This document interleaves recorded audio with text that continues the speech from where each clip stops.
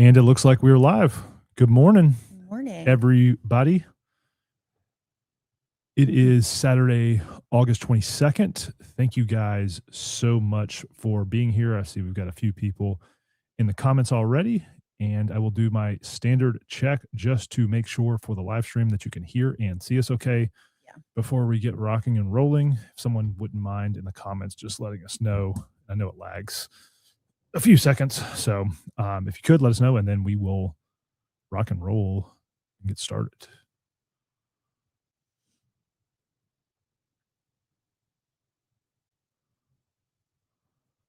All right. Looks like we got some people coming in. Yep. And looks like we're good. We're good. All right. Well, hope you guys are doing awesome. And thank you for spending your Saturday morning with us. We appreciate it so much. And as I always say, we would not be here without you guys. So thank you for tuning in. We'll do our best to get through all the questions this morning as we normally do. But as we kick it off, Miss Taylor, do you have anything on your mind this morning? Honestly, I don't. I really don't. Like, I'm trying to think like peptide and hormone. It's been a crazy week for us, though. Like, Yeah. I think I'm just.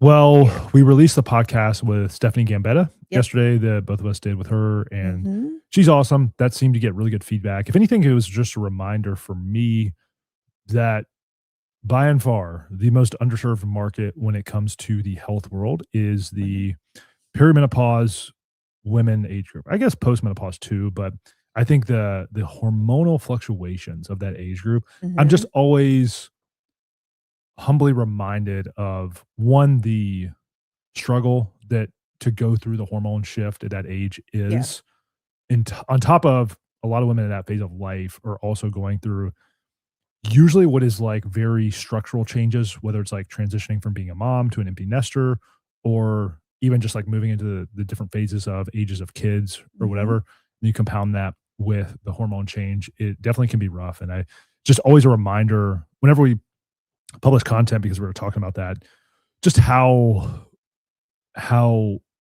frustrating it can be, and how when people reach that point, they'll almost do anything.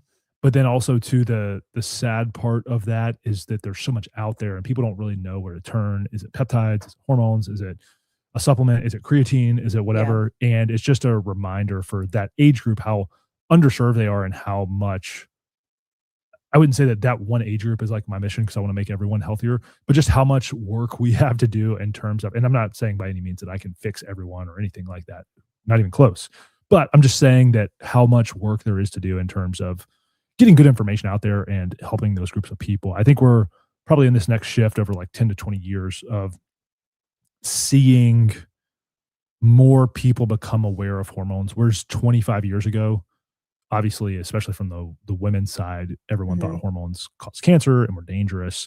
Whereas to now, most people, hopefully, not most, but a lot of people have moved away from that. Yeah. But now it's like, what do you do when you do go through that? Is there an option? Where do you turn? And it can be frustrating, and especially if I think what's even more frustrating is the people that have been healthy their whole life, and then they hit that and they don't know what to do, because it's like everything I was doing before that made me healthy, feel good, I can't do anymore to get the same results. Yeah. I think it's also too, it's like, I try to, in the group, I feel like we've done live streams about this. I think the most important piece is that it's great that all this awareness is now coming out with women's hormones. And I think that, I mean, even women that are in their late 20s, even in their early 20s, are having issues with hormones. And I think the biggest thing that like I want women to understand is how to like also ask for hormones and ask the provider that you're with, because still so many times and times again, like I talk to women and they're like, well, my doctor said that like I don't need testosterone, but I need estrogen. They gave me an estrogen patch versus like an oral or a cream, or I have this, like, and it's also, It's knowing how to go into your doctor's visit and how to ask for your hormones and explain why you're feeling this way. Or I get a lot too of like women, they test their progesterone and they play with their progesterone in the sense of like they might be prescribed, 100 milligrams of progesterone and they started taking 200 milligrams.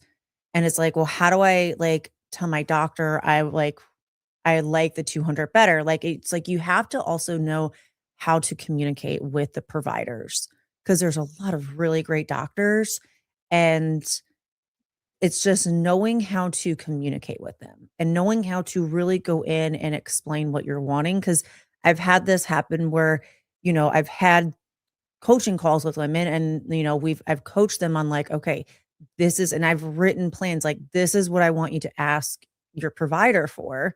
This is what like we're seeing and why we want to ask for it. And then it's like they'll still go in and it's almost like they forget everything that we talked about or they don't look at their notes like when they go in. It's like you have these devices, put it on your phone and bring it with you with your appointment and have it with you sitting there virtually on your appointment. And really communicating with them because I think that's also the lax is that like I think sometimes because there's so much information out there, I think it's overwhelming to women. It can be overwhelming for a man as well too. And then, they can sit here and talk to us and listen to our conversations and whatnot. And then they go into their visit with their provider and it's like everything just left their brain. Or they go in with the provider and they don't say much and they just listen to what the provider says or they can't communicate properly. So I think it's really important to go into your visits being prepared. Like even for me as somebody in the industry, when I go in and I talk to my providers to get my hormones, like this is what I'm bringing, this is what I'm asking for, this is what I'm telling them what I want to do, this is my reasons why I want to do it. Like I still have to go in there and do that Yeah. even with my own providers. Yeah. And I think it's like really important when it comes to women's hormone is that like there's not a lot of testing done with us because our hormones are in 3 different phases throughout the month. It's more expensive to do testing on women and studies on women. So it's really making sure that you are documenting and like really explaining yourself to your provider. Yeah. It's obviously different for women too. I think sometimes in your position, whether it's a male or a female provider, you feel kind of like, okay, I'm going in and Mhm. what I do in obviously probably different than almost everyone because I work Mhm. in this field and I work with doctors and everything. Like you said, there's really good ones, but I go in if it's a Yeah. new provider, either that I've like tested out or Mhm. working with or whatever. I go and say, hey, this is what I want. If you don't give me those things, there's no point in us doing Yeah. anything And here. that's the other thing too, because like women will say, well, I asked for this from my provider and they've said no.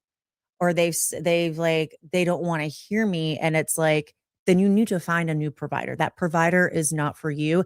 And it's like, yes, like as women, like we shouldn't have to go in having to like overly explain why we need it and what we're feeling. Because the thing is that like what people have to remember is that if you went into a doctor and explained that you feel like you have a sore throat and you have basically strep throat and patches on your throat, they're going to, okay, here's some amoxicillin, like antibiotics, here you go. But what we have to remember is that hormone replacement practicing in medical, like, and it becoming such a big thing now, like, it hasn't been practiced like as long as treating somebody like with a penicillin Yeah. in the sense. So it's like that's why it's frustrating that you have to go in there and you have to over explain yourself, but it's like you also have to advocate for yourself because hormone replacement therapy they don't teach it in medical school. So it's not something that, they've spent years in their medical practicing studying. It's stuff that they have learned on their own journey. Just like in hair school, they didn't teach me how to do extensions. That's not on the standard state board testing. Maybe it is now, but you know, 20 years ago it wasn't. And what I do is I had to go and get certified in extensions later on in my career. It's continuing education and each medical provider is going to go their own branch. They don't teach how to inject Botox in medical school. No, you go and get a separate certification in it. So it's really making sure you're going again, not every doctor is really going to spend the time to really invest in it. So it's really going and finding the right medical provider. So like I personally would never go to a gynecologist to go get hormone replacement therapy because traditionally that's not what they're specializing in. Traditionally in gynecology world, they're specializing in obviously gynecological health. They still are going to, some do prescribe hormone replacement therapy, but if there's somebody who's not certified in hormone replacement therapy, I would not be going to them as a provider. And if that hormone replacement therapy doctor doesn't align with what you're asking for and how they are dosing you and what they're giving you, go find a new provider. Like, because there are a lot of good ones out there. You can also, this is a little trick too, because I was thinking about this. Sometimes I think, well, why even? And I'm not recommending this. I think everyone should go through a doctor. You need to go through a doctor to get your prescriptions. But what I've done sometimes is tell people, look, this is what I take and this is what I'm going to do. Mm-hmm. Either you're going to prescribe this to me because Mm-hmm. there's a lot of medical literature that supports what I want to do for my hormone optimization, or I'm just going to go do it myself. And I want you to put that in my chart that I'm going to go do it myself without you. So put that in my chart. And a lot of times they're like, oh, okay, I'm going to listen now. Because if the patient requests to have it put in their chart that I requested, injectable testosterone and injectable estradiol, and that the doctor tells them that that's not real and it's not possible to do those things, tell them that you want it in your chart that you requested that and you refuse to give it to them, and then I'm going to go source it for my own means. Yeah. And a lot of times that will kind of perk their ears up and say, okay, yeah, let me call around maybe to one other pharmacy to see if they can get the injectable estradiol made. It's also too, I think when it comes to the women's scene, I'll say this. I think women, you have all these like variability of delivery mechanisms. And in my opinion, there are ones that are superior to others, meaning that I think oral progesterone, injectable test, and injectable estradiol are the superior delivery mechanisms for women hormones based on what I've seen. Not saying other ones can't work. I'm saying that I have seen superior results on blood work and subjective feel when those are done in the right manner. And what frustrates me is two things. One, injectable testosterone. I have talked to so many women that their doctor refuses to do that or tell them it doesn't exist. Also, injectable estradiol, same thing. A doctor refuses to do it or tell them it doesn't exist. Yeah. When I can go on a dozen compounding pharmacy websites right now that manufacture hormones and find those as items there.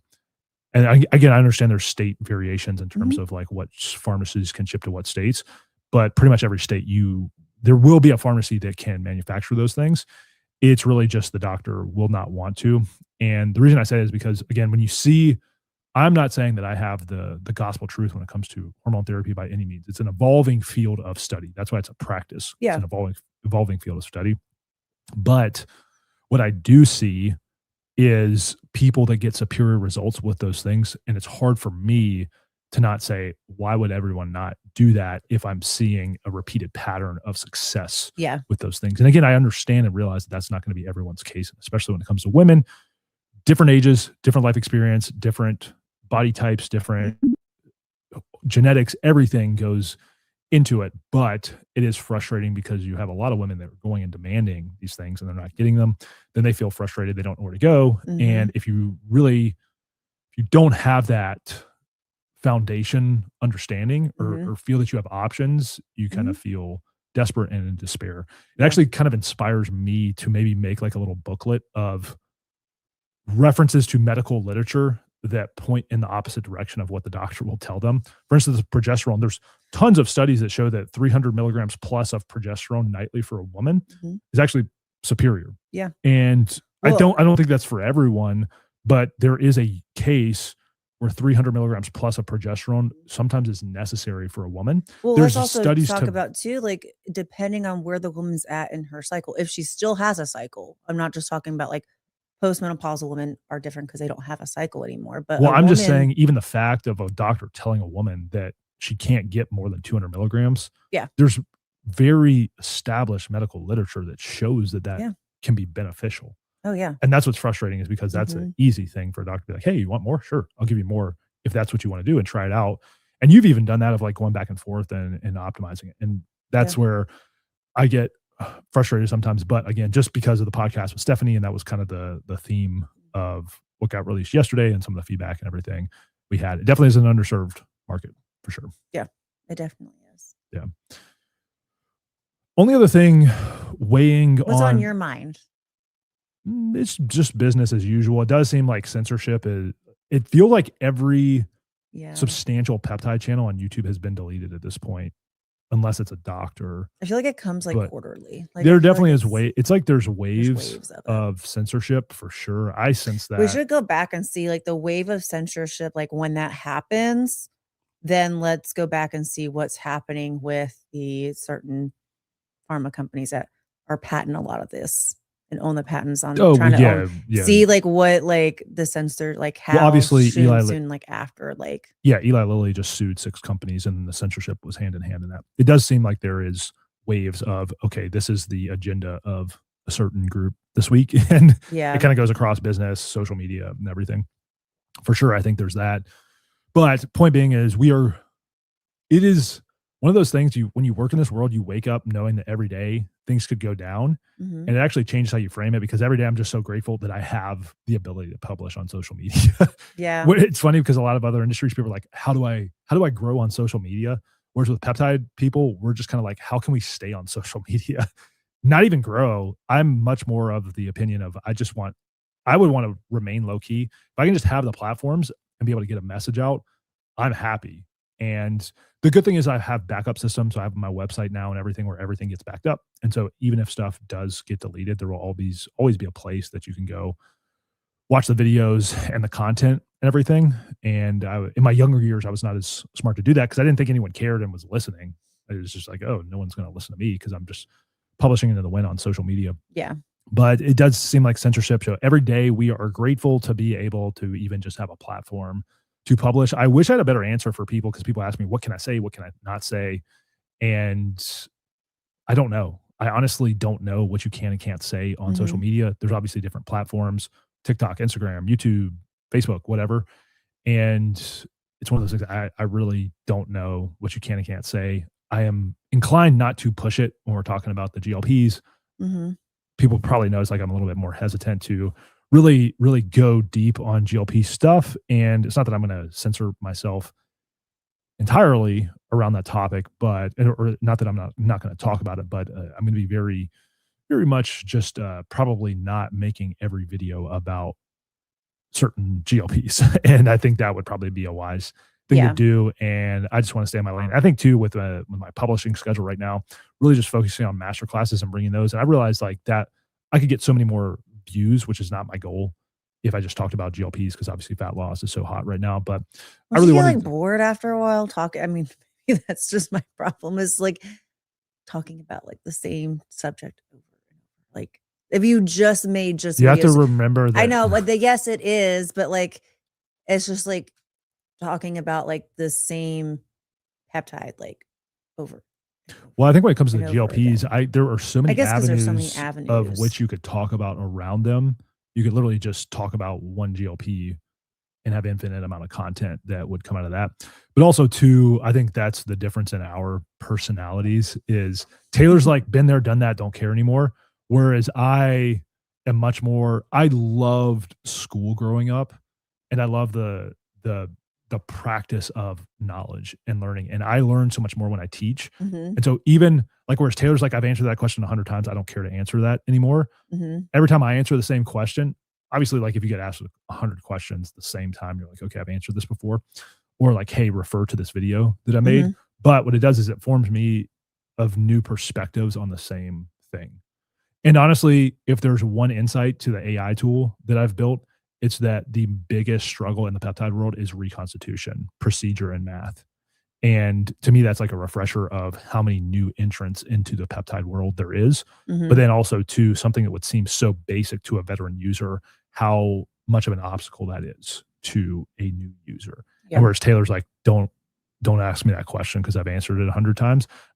Everyone's going to be like that, right? Like if you have a child and they ask why, you're going to say, hey, stop asking that question. But for me, it's to that day. It's especially like they have your my attitude with your personality. Well, I think it comes to, it just is like having a teacher's heart, of like, and of course, like there are times when you're more stressed when that's easier to do than others. But for me, that's more of how I want to approach it, is with a teacher's heart of like, hey, there's every single day there is someone that is typing in for the first time how to reconstitute X peptide. And to me, that means that person is like on their journey of doing it. And my goal is to like put out enough breadcrumbs for that person when they go far enough down the funnel, because it's not going to be something that's like super public, that is like promoted by algos and stuff of how to take control over your You're own also health. a much more patient person than I am. Depends on the Well, I guess depends on the topic. topic. Yeah. Yeah. I would be much less patient with animals because I'm like, why don't you just You have listen no to me? patience with animals. It's so annoying. I love It's animals, probably, but like, it's the one thing I wish I could change about you. I think it's more, hey, like, listen to this. So it's all like relative to the personality of the I think person, emotionally I have more patience. probably. Yeah. Whereas with information, Even when I did hair, like, I didn't love, like, when I had to train a new assistant, I didn't love that, because it's just like, I don't wanna, like, this is just what I do. Like, I don't wanna just sit here and explain to you. what's funny is one of my favorite things when I was a real estate agent was making checklists and cheat sheets. I was so, and it's funny because that's the most like in the peptide world, I invented this thing called the peptide cheat sheet. Yeah. And what's funny is that was my jam. I literally, I grew up working around the housing industry because my dad was a landscaper. I grew up working on a lot of new houses as an adolescent and teenager. And I was familiar with the housing industry when I became a real estate agent. But a lot of people become real estate agents because they love looking at houses and they're sorely And they like disappointed. headshots. Well, there's real estate is just even a microcosm of industries to like where a lot of people are motivated by fame to do it. I know that They're the first influencers. somebody would probably say the original influencer. yeah, they really are. Back in the 80s, they were the influencers locally. Yeah. But when it comes to real estate, I really wasn't that interested in. I like houses. I like architecture. I actually wanted to be an architect when I was a kid, but I wasn't someone that loved looking at houses. If you look at enough houses, they all look the same to you, no matter how nice or how basic they are. But what I loved the most about that career was the teaching process, because every day, what was so simple to me, which was, 80 pages of contract paperwork, when you do it, it's like, you can do it with your eyes closed, but explaining that to people and helping them understand that was really rewarding to me. And I think that's what I enjoy the most about what I do now, is even though to a veteran user, it would be very rote or routine, or, hey, we've been down this road 1,000 times, I don't want to get to see other people understand that and to like take all the abstract information and put it into a format that's digestible, that kind of clicks for people. That's what makes me so excited. Like that's the most rewarding part for me. But anyway, I think when it comes to all that being said, for the purpose of censorship, it really is unfortunate of all the people that are out there. And I am never someone that should say no, people should be deplatformed. I mean, it's regardless of what they talk about, who they are, whatever. Like everyone should have a platform to be able to see. It's taking away someone's voice. Yeah, and the market will decide who has the best information. Well, everybody's going to connect to people differently. Some people are going to connect to you. Some people are going to connect with, Alex. I'll say Alex because just anybody else. Like they're going to connect. There's going to be different strokes for different folks. Yeah, that's why, and that's what's really sad to see, is just overnight someone's work can be gone. But and it's so like, as a creator, the amount of like work and time that people put into making videos, and then for it to be taken away, like it is like, it's heartbreaking. Like it makes you like, this one thing that like brought you joy and you put so much work and time into, like, I just have no idea how, especially a lot of these people, if they're videoing it themselves, editing themselves, like producing it, they don't have a team behind them doing all that, which we don't. Well, I think you have somebody edit the podcast stuff, but it's still like, it's the work that you put into making the videos. And then for it to be like, just taken down, like it's so heartbreaking, because it is an art and it is a form of like art that you're putting energy into that, and then it just gets like taken down. Like it's heartbreaking Yeah. because most people have good intentions behind Yeah. Yeah. doing it. Yeah. I'm not going to sit and throw a pity party because in one way, it's like it's a reality situation. We chose to do Mhm. this, Yeah. but it also can be very frustrating because I think what's frustrating about it is you don't know the rules of the game because that's moving. Yeah. Meaning that I don't know what I can and can't Yeah. publish. And so And I think you for put your people like best foot us, like forward. we're doing it because we just want to help spread awareness and just help people. Yeah, I think most people And most do. people I think do, most but people are not sure you probably have bad actors out there, but I think most people just want to they want to do the right thing. They want a fulfilling, rewarding career that they get to help people at the end of the day. And that can be frustrating when you publish content and then it just gets taken down. yeah. And I mean, fortunately for me, I've been very I had to learn the hard way early on, but I've been very intelligent about, or like to think I have, about making sure that people are on the email list and stuff. And that way Mhm. too, because that's the one channel that you own. And a lot of people are like, "Oh, I don't want to be on the email list. You're going to spam me and stuff." I do my best not to. I really, Mhm. I am very intentional with my emails about how I write them and what information goes in, and then also just providing value. But it's also people don't. I think a lot of people don't realize that that is the only saving grace in all of the censorship is to be able to own an audience through an email list. And unfortunately, a lot of content creators don't even realize the need for that or even have like the tech chops to be able to do it because it's not the easiest thing in the world. It's easy if you're a tech person, but it's not the Yeah. easiest thing in the world. Anyway, I've been talking been long enough. rambling We've too been much. rambling long enough. Sometimes I'm like, I don't know what we're going to talk about. Then we get talking and it just keeps Yeah. going. But we will get to the questions, I promise. All right. Good morning. We will start with the questions.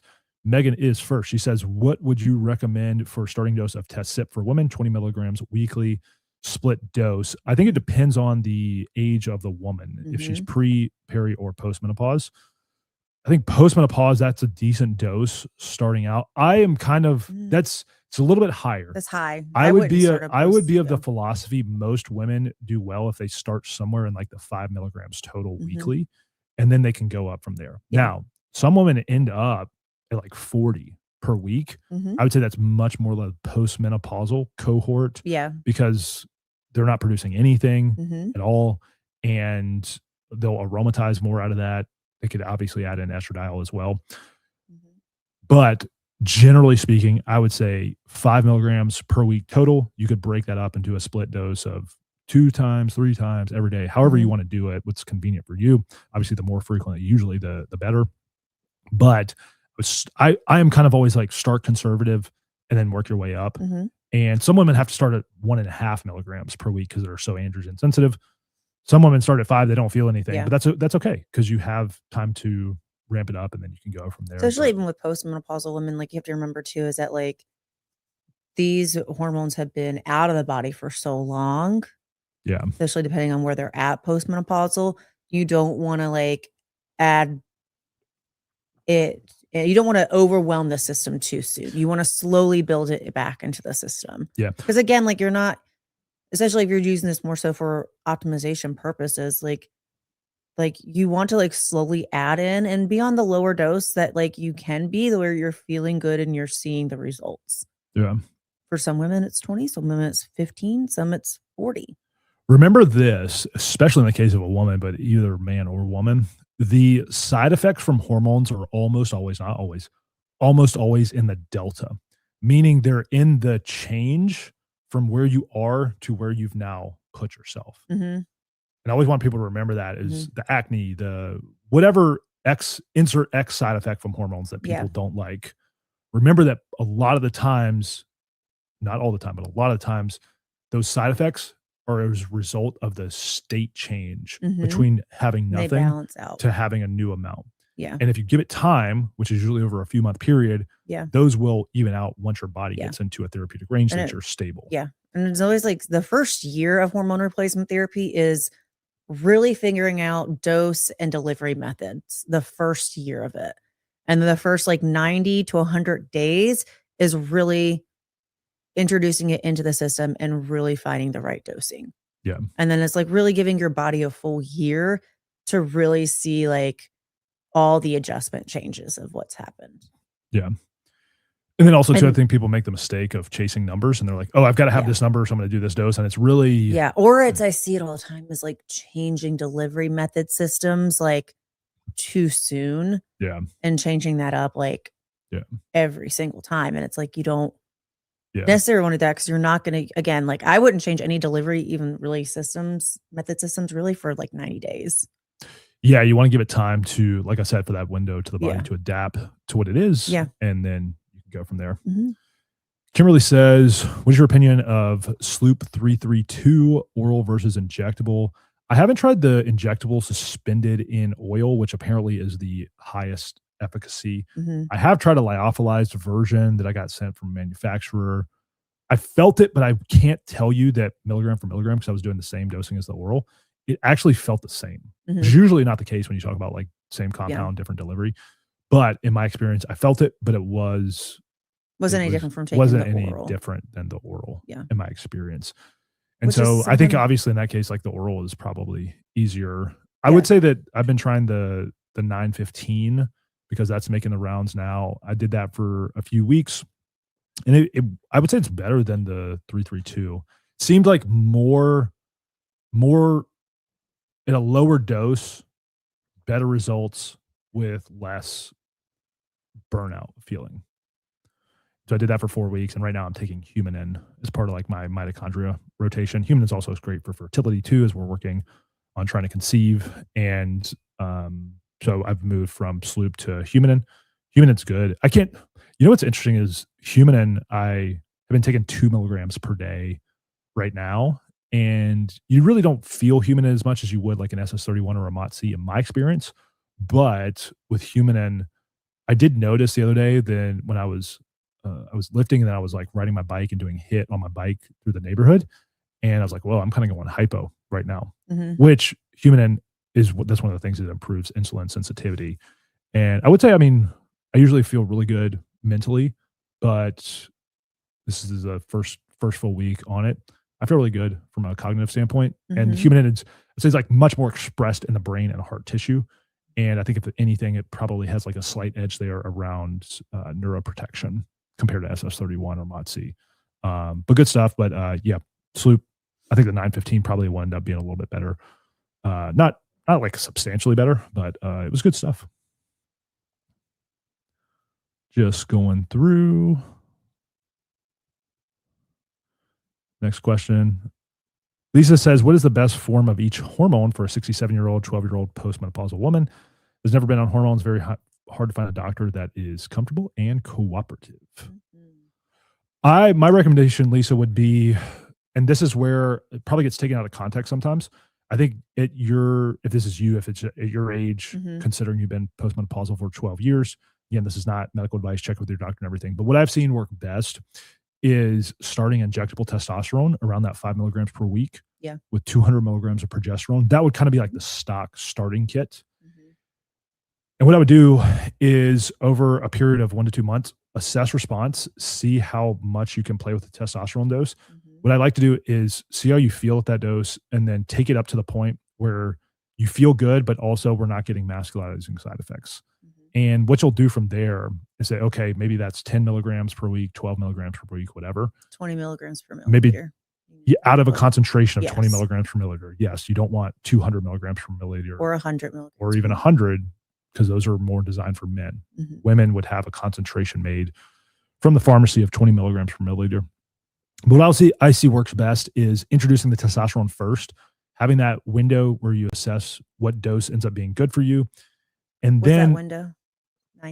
90 days is usually good because you can give yourself a few weeks at 5 if you want to go up to 7 to 10, kind of see where you land. And from there, especially for a postmenopausal woman, what I would like to do is say, okay, how much of that is aromatizing into estradiol? Where's my estradiol at? If it's like 50, it's like, okay, we definitely could bump that up, but you don't want to increase the test to get higher estrogen beyond a point. And so wherever your testosterone is, because you don't want to start obviously masculinizing, from there, then I'd say, okay, now I've got my test where I want it, but if estradiol is still lagging, then I would introduce injectable estradiol, and you could start, 0.5 milligram, 1 milligram per week of injectable estradiol cypionate. is typically what you would see. And then you can kind of move that into the range. Sometimes it's 1 milligram a week, sometimes it's 2, maybe even go up to 5 milligrams per week. I don't think that's harmful. And from there, you can kind of see where your estradiol lands, and hopefully it ends up landing. Most women will feel good. Obviously, everyone's different. Most women will feel good if it's like between 100 to 150, somewhere in that range to there. But a lot of times for a postmenopausal woman, even with a good testosterone dose, they might not be able to get that estradiol level up. The reason I don't put in the estradiol, or I wouldn't put in the estradiol right away, is because when you just dump all of those hormones at once, your body is metabolizing some of the testosterone into estradiol. And if you are throwing estradiol in on top of that, everyone aromatizes differently, meaning that they're cleaving the testosterone into estradiol at a different rate. And you don't know where the estradiol is going to land if you're throwing test and estrogen together. And it's also to the estradiol can also make you feel a very negative if it's too strong. If it's too strong. Because you so have if the you're adding in testosterone the now. testosterone and the estradiol at the same time, which I see this done a lot in practice, is going to overwhelm the system. You're not going to feel good. And then a lot of times, a lot of women just quit everything altogether because they don't like that the was way their they opinion feel. of HRT. So like, I would highly recommend not starting estrogen until like at least 90 days, maybe sooner than 90 days, but you want to get those levels checked, blood levels checked before you add in the estradiol. I like to have a window to assess how much estradiol is getting converted out of the testosterone. And then from there, then you would add in based on how much is needed to get to therapeutic levels. Because also too, like a lot of, especially postmenopausal women don't realize this, is that if you add estrogen into the system too soon or too strong amount of estrogen in, you are going to get some spotting and bleeding again. And then women are like, I don't want a period anymore. Like, I'm done. And there is like, that is like one of the things, like it does happen a lot, even with the testosterone levels being played out. A lot of times when women first introduce estrogen back in, spotting and breakthrough bleeding can happen. And the reason I said it is I got asked recently, they're like, oh, I heard that you don't support estradiol use in women. I've never said that. No. It's more of a controlled response to that. But anyway, Donnie says, if I dose test 20 units, next day 10, day off, then 20 units next day 10, then day off, then 10 units on weekend, then I repeat, I feel great. But if I do 35 units 2 times a week, I don't feel good. Well, there you go. It's always the closer you can, the closer you can get to staying in a narrowly defined bandwidth. Obviously, that's more natural to how the body functions as well. Typically, you feel better with less side effects. Jay says, what do I think about UBT 251? All I know is on paper, it sounds cool. Basically, for people that don't know about that, my understanding is that it would be a triple agonist that has each agonism in equal proportion, meaning GLP, GIP, and glucagon would all be like 33% of the molecule. Whereas right now, the triple agonist that we have seems like the GIP is like 60 to 70%. The GLP is like 15 or 20, and then the glucagon is like 15 or 20. And so I don't know, because I don't know where to get it, what it looks like. I don't even know if there's been human trials on it.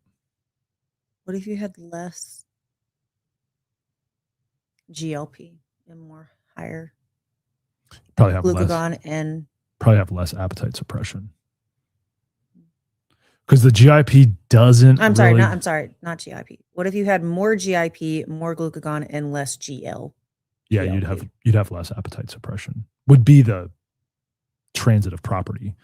The appetite suppression comes from the GLP. Yeah, I guess more so. I'm thinking of like, I guess you'd still have it, but the gastric emptying, like side effect of like the slower the digestion. I'm thinking about like when I took Mazdutide versus like taking Retta or Tirzepatide or semaglutide with semaglutide and even with Mazdutide, like I notice again that like slowing of digestion. So it's like, how can we get that side effect lower but still have do you get what I'm saying? It's how do you get more appetite suppression with less sickness? And it's the irony is that it comes from the same place. The higher the appetite suppression, the higher. However, that's where it's like this cagrilintide, eloralintide is like, that's where people are hopeful that comes in the picture, because it would be less from the GLP and more in the brain on amylin. Yeah. And that's where it's like, okay, maybe the best thing is Terz plus eloralintide. I don't know. I'm not saying that. I haven't taken that. But maybe it's time to start messing around with the eloralintide. I got the bottle in the fridge. I just haven't used it. I feel so good. I'm on Terz right now. I just feel so good because obviously Brett is king. I'm not going to dispute that. But I feel really good on Terz because it's like I'm right in that place where it keeps you lean. It's just the background that's an accessory to everything I do from a healthy lifestyle standpoint. Whereas Retta is too, but then it's more forcing you. And it feels like you've just worked out really hard every day. Whereas like Terz doesn't feel, Terz I feel completely normal, and it's just enough to like control nervous everything. system wise. I like. Yeah, it's just always nice. Like my heart rate it's crazy. It's like my heart rate is usually like 10 or 15 beats. My resting heart rate is like 10 or 15 beats lower on I feel Terz. like my vision is like sharper lately. A little bit to the point like when I don't have my glasses on at night or my contacts in, I'm like, it's a little sharper. I mean, you haven't. And the only thing that's changed is using Tirzepatide. I mean, I don't know. Anyway. Well, there is I feel like I saw a paper that came out. Like what's happening right now is I've set up AI agents to scrape medical libraries for me to send new studies every day.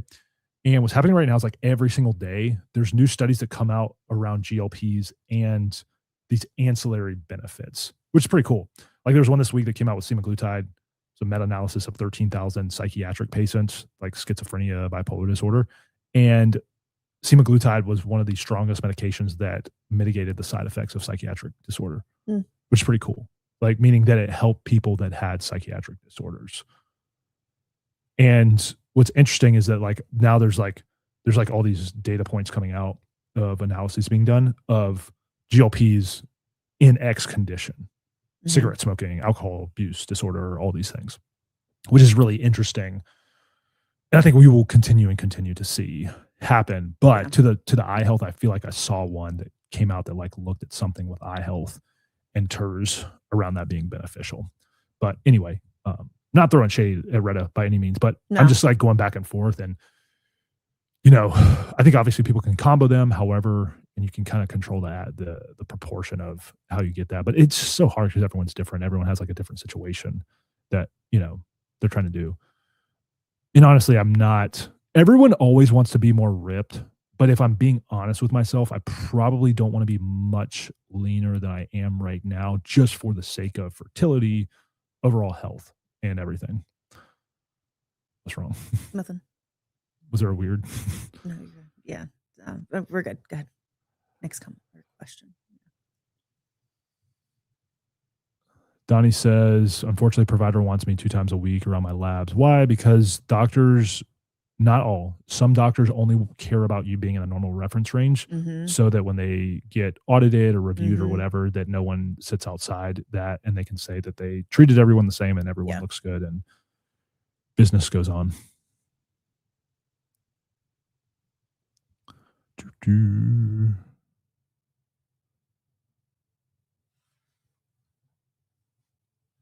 Here we go. Lots of great combos. I was just looking for the next question. How do you feel about the use of ipamorelin or sermorelin in teen athletes? Seems to be becoming a thing bigger high schools are doing, prescribed by the team doctor. Wow. I wish I would have gone to those high schools. My high school, it was for football, it was just like, suck it up. I'm not going to talk about that publicly. So I'll say this. I don't want to. This goes in my private group. We can talk about that stuff publicly. I'm not going to talk about anything related to teen athletes, but maybe just ask yourself, what do you think I would think about that? And then if you really want to, you can be in my private group, but it's just one of those things. That's a dicey question to put on YouTube. I don't need any more help, but what do you think I would think? And I hate to do that because it is a really good question, but it's just there's certain things that just is probably not considering what we're up against. Which peptides are good for arthritis in the shoulders? My go-to stack would be BPC, TB 500, KPV, PV, Cardilax, and PEG Cardilax. MGF. And you could throw Mhm. GHK in there. The reason I kind of am like hesitant with GHK sometimes is the sting of the injection can exacerbate pain. And what I would do is do all those injected and then throw in some transdermal GHK Mhm. because that doesn't have the sting. Might Mhm. burn a little bit, but it doesn't have the mast cell type stinging that people get You from think GHK. topical GHK burns? It did, you know, I put it on after I trained yesterday just for recovery, like on the muscles that I trained. Mhm. And it has a little bit of like almost like a biofreeze sensation. Oh. Not that much, but the transdermal would versus the topical because the transdermal is penetrating more than the topical is. Does it burn like capsaicin cream? No, but Taylor's laughing because I had lathered myself in capsaicin cream and it just burned really, really bad. It is great for fat loss, though. Capsaicin cream, for anyone that doesn't know, is basically the active ingredient in peppers. Did you And actually use the Dawn like I told you to, or no? it went away, so it was fine, but I had a couple hours of burning. But anyway, capsaicin cream's been, you can get that over the counter at like Yeah. Walmart or whatever. But it's used for pain relief, but it does have a burning sensation. But it's good for if you're training, you put it on, especially for cardio, and you'll sweat a lot.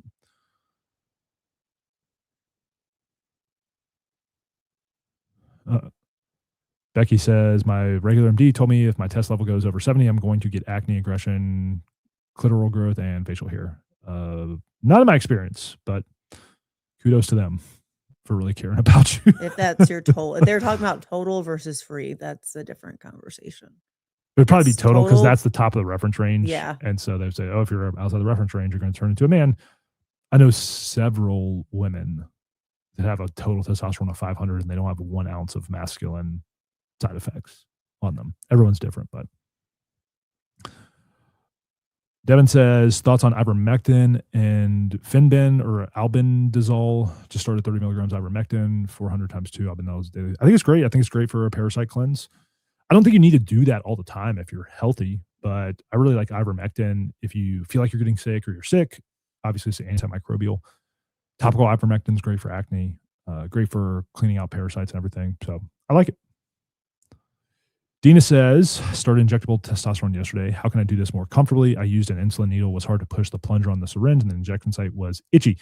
I would say it depends on the size. Usually a 28 gauge or 29 gauge half-inch needle is the sweet spot. Mhm. It's not so big that it hurts, but it's also big enough to get the oil of the testosterone through. Yeah. And that would be my recommendation. But if it was like a 30 gauge, it's probably too small and it actually will cause a lot of times more pain than like a 29 or Yeah. 28 gauge because it's like pushing viscous solution through that little needle and it actually can hurt more there. I So think 28 gauge needles hurt less than a 31 gauge needle. that's what I'm saying. Because it's Yeah. like, well, no, just like in general, just like putting it into the skin because a 31 gauge is like tinier, but it's like sharp. Mhm. Whereas in the 28 gauge is like a little bit like it's not as sharp on the ends. Yeah. I find it less uncomfortable. Yeah.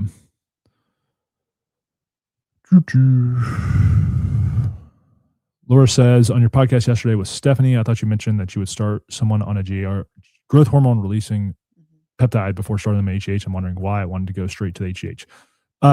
One, because it's always training wheels before bike. Also, two, I think it's relative to the age. Someone in their 30s, I'm going to say try the peptide first. If you're 75, I'm like, okay, if you want to, try the peptide, but you're going to end up at GH. Yeah. All roads lead to HGH when Yeah. we're talking about this conversation. But the reason I say that is because I like everyone to build their sample set around use case for this. And I think even if all roads lead to HGH, I still use some of the GH peptides, Yeah. even though I'm mainly on GH. Because it's difference between like supplementing with it and then having it help your body produce its own. Yeah. One of the amount of growth hottest, I know this would be such a hot masterclass to do for people, would be like the HGH, one, the HGH masterclass, but then also two, within that, the HGH combo with HGH peptides, the rationale behind it, the reason why you would do it, when to do it, when not to do it, and everything. And that's not an easy answer. But when it comes to starting someone out, I just think it's always better like, hey, try some ipamorelin first. Let's see how we do. And then you will go from there and eventually you will find your way. Yeah. HGH. But I'm not going to sit and tell somebody, if you want to do HGH, do HGH. Like, by And all also means. too, like it's also sourcing, being able to get it is a little bit more challenging. It's more expensive. Yeah, don't ask me where to get HGH from, please, publicly. But You yeah, can get it prescribed from your doctors. that's the answer. Get it prescribed from your doctor. Yeah, that's what I do. So kind of expensive, but it is. Jake says, what does typical dosing look like for injectable estradiol in postmenopausal females used in males as well? Postmenopausal females, I like starting at 1 milligram per week total. You break that up as much as you need to. Probably going to land somewhere around like 2 to 3. And then in rare cases, you may need like 5. And so it's going to be different for everyone. That's kind of like the frame I do. Males, I think this is also the conversation. I'm not using it right now because I'm on lots of fertility medications. Thus, I am aromatizing, not to the point that I feel bad or anything. I just don't need, I don't really need extra estradiol. Whereas if I was not on HCG, HMG, and enclomiphene, I would see that there's a benefit, and I've seen that there's a benefit from a tiny dose of injectable estradiol for men from a cardiovascular health standpoint, from a sexual health standpoint. And for men, I think most men can do like half to 1 milligram per week total. And for me, that works great. I've done as high as 3 milligrams per week of injectable estradiol. And honestly, I felt great with that. My total estrogen was like 130. I felt completely fine. And I think that kind of goes back to the high estrogen. Mentally too, it makes a big difference on the mental health as well. And the mood balancing aspect of it. Yeah. What I'm saying is that at 130 estradiol levels on an LCMS test, I felt great. I didn't have any, quote, high estrogen symptoms. Some guys have a total estradiol of 60, and they're like, oh my goodness, the world is crumbling because I have gyno and itchy nipples and stuff. And I think that is one, obviously there's like probably genetics components to that, but then also two, there is an insulin resistance component of that. And when someone has, obviously there's going to be a level at which estradiol is probably too high for a man, but I think that's a lot higher than we think it is. And what I noticed is that the higher my estradiol levels is to a point, the more cardiovascularly healthy I am. And you can look at that in data too. Oh, the question of the day, do I feel like the GLPs will be able to be purchased online? I have an answer to this. Proceed. Let's go back to Tirzepatide. What happened with Tirzepatide? Oh, okay. There you go. There's your answer. There's your answer. There's your answer. What's interesting. Don't buy into scarcity marketing. Well, I'm not telling people that it won't look different. It's going to look different than it is. Obviously, that's a moving target. Yeah. And I really don't want to like talk about this too much, but it's just so tiptoe right now. What happened with Tirzepatide? There you go. That's all you gotta say. Yeah. That's all you gotta say. So take from that what you will. What? Next question. Yeah, next question. Next question. The reason, here's what I will tell you guys. Please don't, it's always good to have a stash, quote unquote. I have a stash. Do not go out and spend thousands and thousands. Well, if you want to, if you want to, if you have the means to, I don't think it's ever bad to have I just don't think it's bad to have a stash because anything can happen. Yeah. But I also too, I will never, even if there's something to be afraid of, fear, false evidence appearing real. Please don't operate or buy into fear tactics because I'm not even talking about the agenda of people that if that's how they do stuff.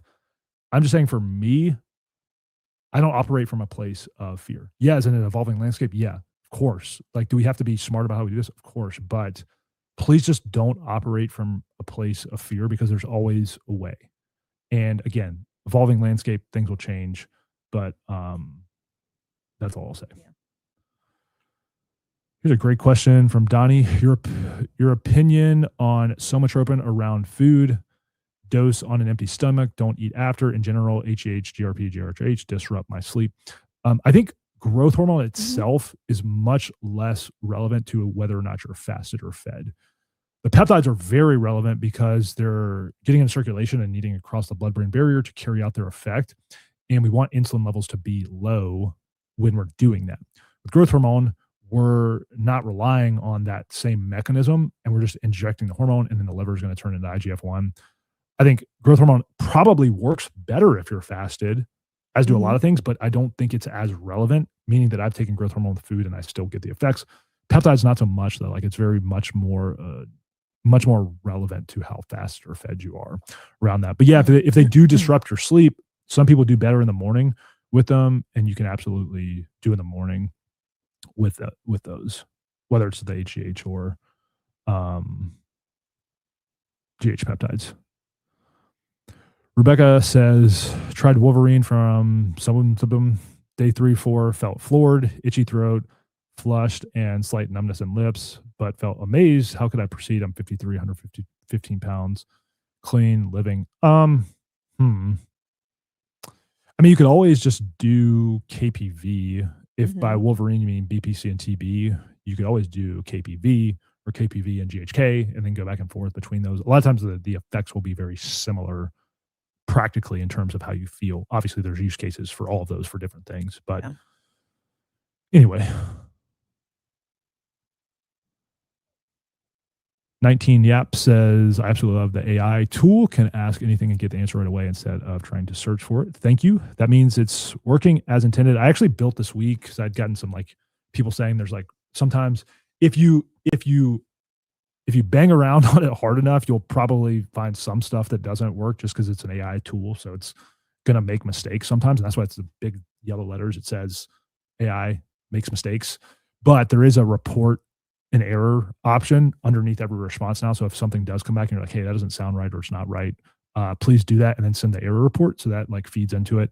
And I can go review all those and make sure that it's not spitting out any errors. So please be critical of it, but good to know that it's helpful.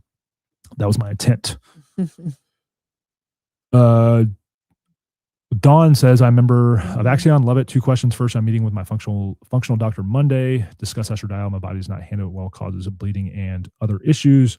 Also, you recommended desiccated thyroid, have Hashimoto's, and T3 is still low. Better all around. You say I'm going to be discussing with her. Last we were starting FOXO4 DRI tomorrow. That's great. I think she continued, probably got cut off.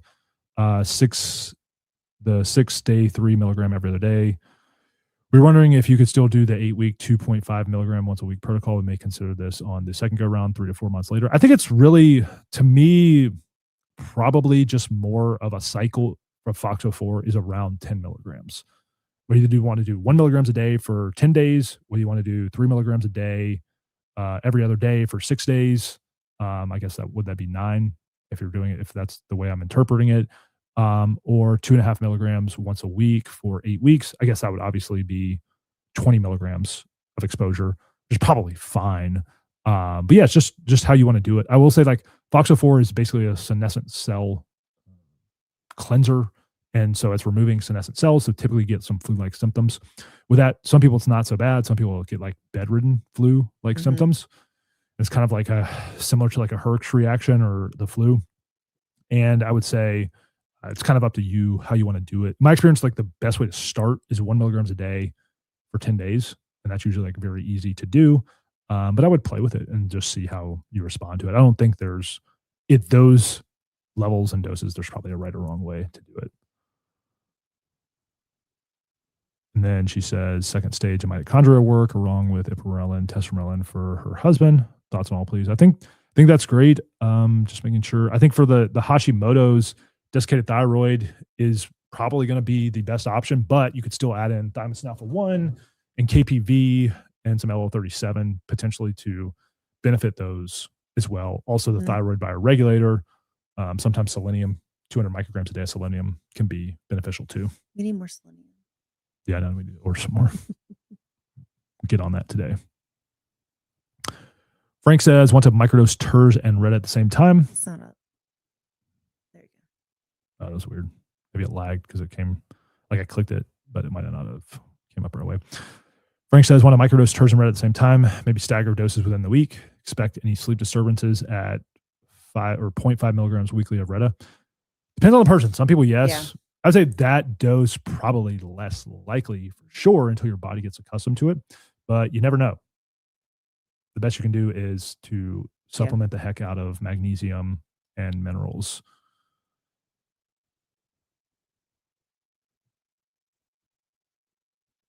AI is at chat.hunterwilliamshealth.com. And then it's also, if you click the links, I just have one link that's like my link tree. It's on there as well that you can click to.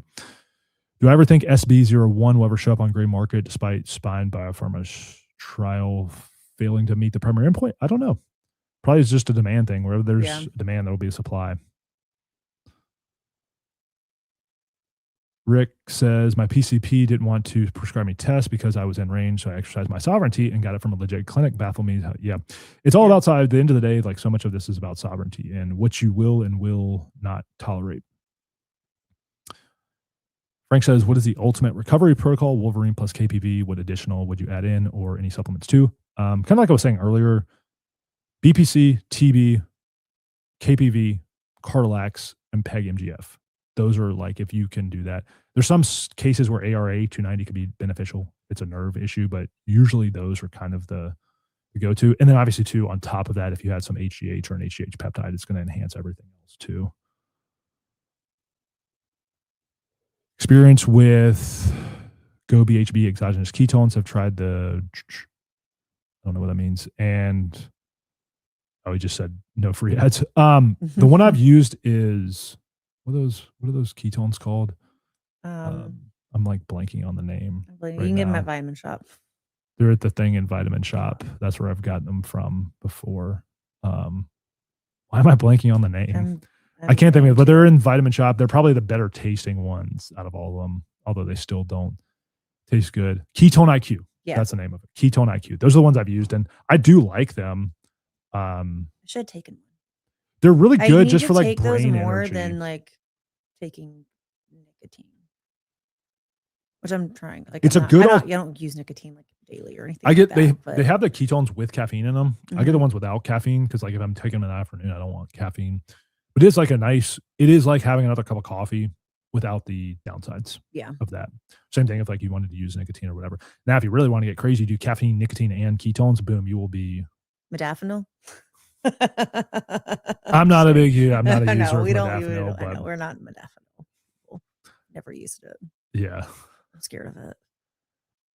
I just haven't at this point in time gotten to the place where I feel like that keeps me up like modafinil. Yeah. I'm not going to sleep for like a week. Yeah. Is how. Yeah, I mean that I know that's very useful to people. It is useful. Just, I'm not knocking anybody that uses it. I think it can be great, but for me, no. Yeah, just for the work that I do, I feel like I know what to do to get in a sweet spot. And we don't have kids. Maybe it'll be different when we have kids. Yeah, especially if sleep becomes an issue. Yeah. That's usually where it's like your sleep will be disturbed. Elora Lentide video. Kind of depends. Do people want my personal experience context for it, or if you just want me to do the straight data analysis, I could do that too. I'm always more inclined to have like my personal experience with it, so I can inflect on to the video of like how I feel about it.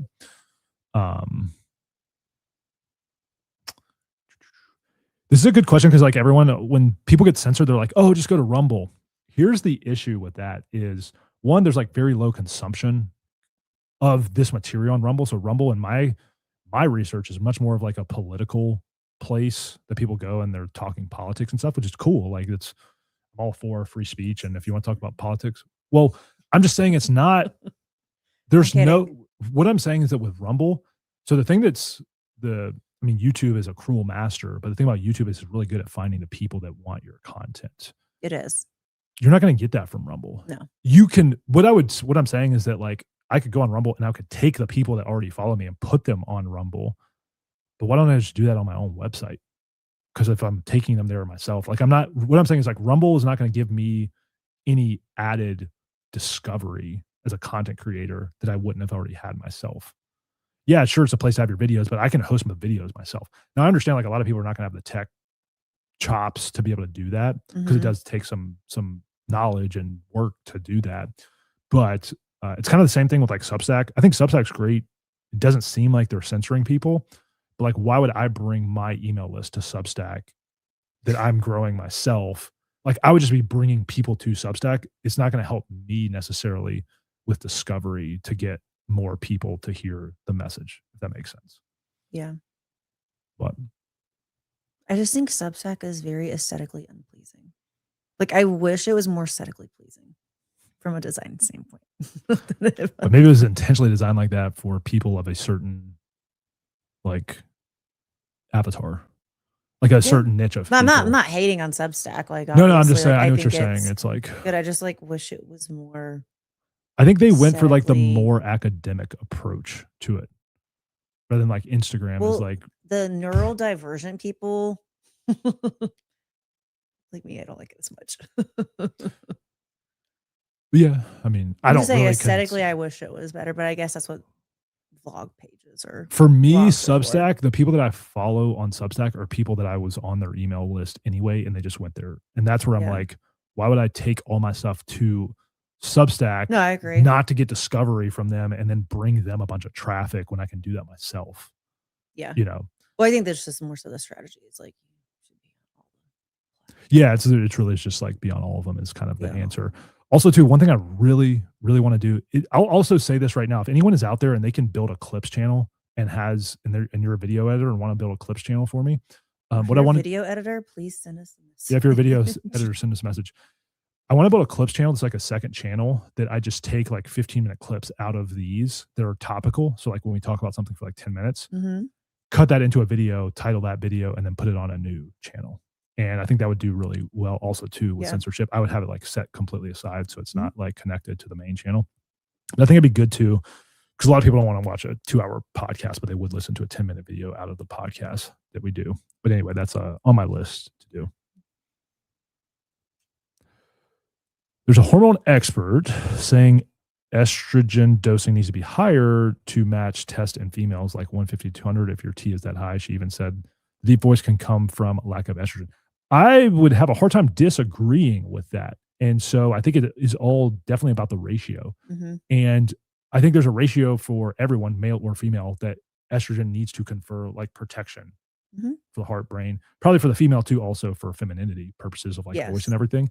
So yeah, that's probably one of those things like we are still in the process of figuring out. But yeah, I don't see any harm in your estradiol being between 150 to 200 if your test is high too. Remember, if your test is high, your estrogen needs to be higher too. And if your test is high, but then the estrogen is still too low, probably that gap is what can cause masculinization regardless of the total levels. And also too, like depending on the delivery method of the estradiol, like you might not get it. You're not going to be able to get it from like a patch versus a cream versus a oral versus injectable. Yeah. Not going to answer this one. Well, I guess I can answer this. Should teens be getting blood work and biomarkers done every year as well? I would if I had a teen that was just like, I wish I could go back to my teens and see what those were. Yeah. Not that it would necessarily matter, but I think it's good to just catch anything, especially if they have any issues that come up. Especially females. Yeah. Garrett says, what is the process for getting your hormones checked? Is that a doctor thing or a naturopath or somewhere else? I'm in Canada, so I understand it may be different. Honestly, I wish I don't know exactly what goes into it. Because here in the United States, like we can order our own blood work. So like if I wanted to check my hormones. I feel like in Canada you can't. That's a good question. I don't feel know. like I remember somebody in our group, like she was saying that she couldn't go get her own blood work done. Yeah. So you may have to go through a doctor in Canada or a naturopath or whatever. Yeah. Here in the States, we can just order it on our own and go to a lab and get it drawn. And then you don't need a doctor to do that. Thank you, Shinna, for the support as always. Frank says, watching the Lantan Masterclass. Now we're researching 1, not 2. Also haven't had a seed oil since 2004. Wow, that is impressive. That is impressive. It's Derek from Step Brothers Voice. So what kind of results should I expect? I think it kind of depends on your base level of tan, like how pale or naturally tan you are. I think with the Lantan 1, it's very gradual and gentle. You do need sunlight exposure for it to work. And I would just say probably just expect if you're getting sunlight, it'll be like you're getting extra tan from the sunlight that you're already getting. And depending on your level of melanin that you already have, you may or may not need sunscreen. Yeah. And depending on location. Yeah. Because there's times I still have to put sunscreen on. How like close if we're to in the Mexico, equator. Even if I take Melanation 1, I still have to put sunscreen on because I'll burn. But when I'm here in North Carolina, I don't have to put sunscreen on. I can just use melatonin one and bake myself in the sun for 3 hours. And Yeah. Jazz says, so grateful to the AI tool. Thank you. That I'm also, side note on that, I am working to hopefully get that as an app that you can have on your phone or iPhone or Android. So that'd be you cool. would, yeah. I know people are doing it in the browser right now, which is working fine, but I know the native apps are a little bit better. So applying to get all that done right now. Fingers crossed that Apple is friendly to me. You have to get it approved, and you know how that goes. Which is weird because there's lots of peptide calculator apps in the App Store. Like it says peptide calculator. But then I've heard other people too getting their stuff shut down. Fingers crossed. Say a prayer. Yeah, Donnie says, I was super bummed last time you disappeared. YouTube is trying to be cool now, but they really want to be super communist tyrant monitor. Yeah. Well, I'm not going to say bad things about. Remember what I said the other morning about the YouTube 100,000 subscriber plaque, what I would do with it? I would be very nice and put it in my videos, right? You got like these shelves over here that you can put it in. Again, we were like, talking about the 100,000. but that's like bad karma. I know it's bad karma. I'm not going to do it. Bad karma. It's like you don't. Well, we're not even close to that anyway. So, but yes, it is. It's just a tool like anything else. I'm going to be nice to them if they're not. Well, they haven't been nice to me. Well, I think also some of that. No, I think some of it was not. I don't think the second channel was done from YouTube. I think that was done underground. Who knows? Joe says, I'm an older guy, always been lean and hard to gain muscle, been on TRT for years. I've tried all the HGH options to help with fat loss, but no muscle gain. What's your thoughts on IGF-1 LR3? I love it. I mean, it's not like a long-term solution. IGF-1 LR3 to me is like a bulking phase support. Would that be a good way to classify it? IGF-1 LR3 is a bulking phase support to support everything you're doing, including your test, HGH, training, calorie surplus, and everything there. But also too, Joe, if you're older, it might be one of those things you could look down the anabolic pathway, which I'll not really go into. Kind of had this idea the other day to like write a mini. I'm working on a peptide kind of textbook right now that's just going to be a reference guide for every peptide that I know. And I'm getting closer to getting that like all together and finished. I'm working on the injectable bioregulators right now. But I always get these ideas because this will be like a textbook basically. But for men, I would love to write a guide, like a 150 page book called The Aging Male's Guide to Intelligent Anabolic Use or something along that nature. Because I think there's room, there's a responsible, intelligent use of those things to get the muscle growth you want that would not be damaging your health like the way that a bodybuilder would be. And I think for the aging male, could probably also make one for females too.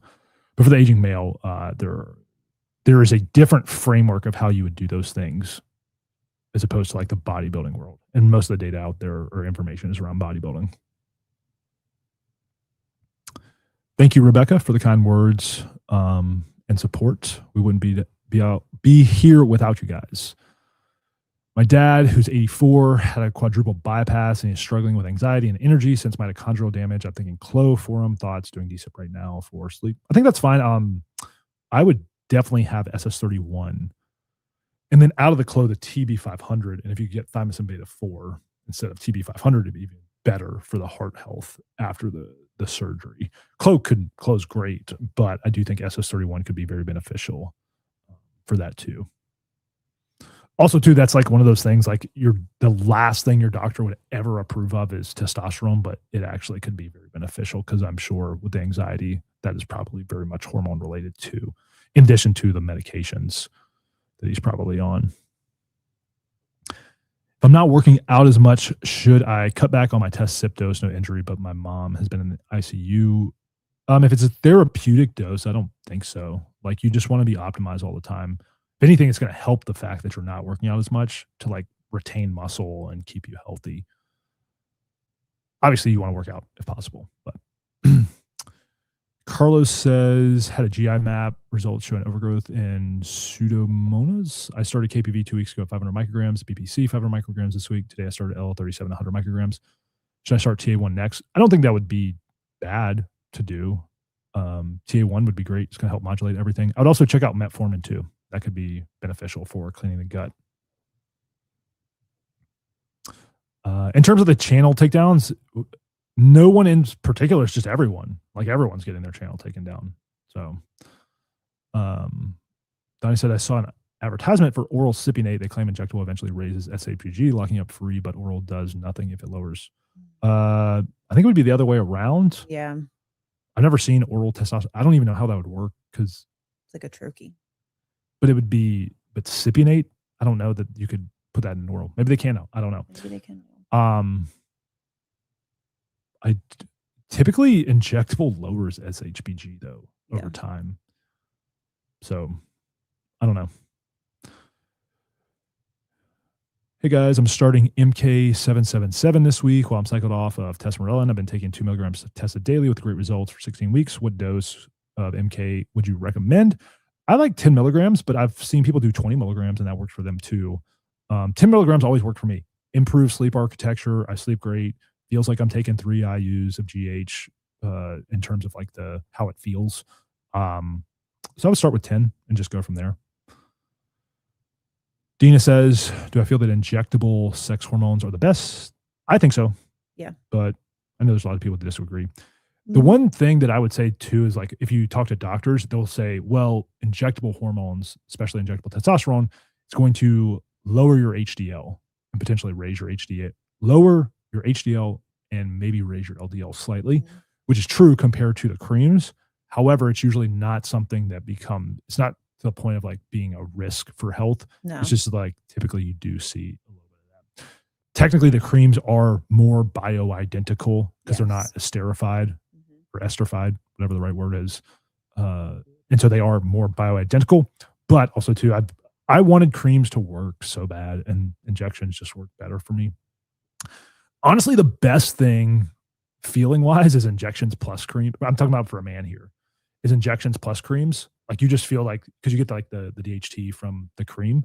And so it's like a baseline injection with a cream, but good luck getting that prescribed. Most doctors aren't going to do both for you.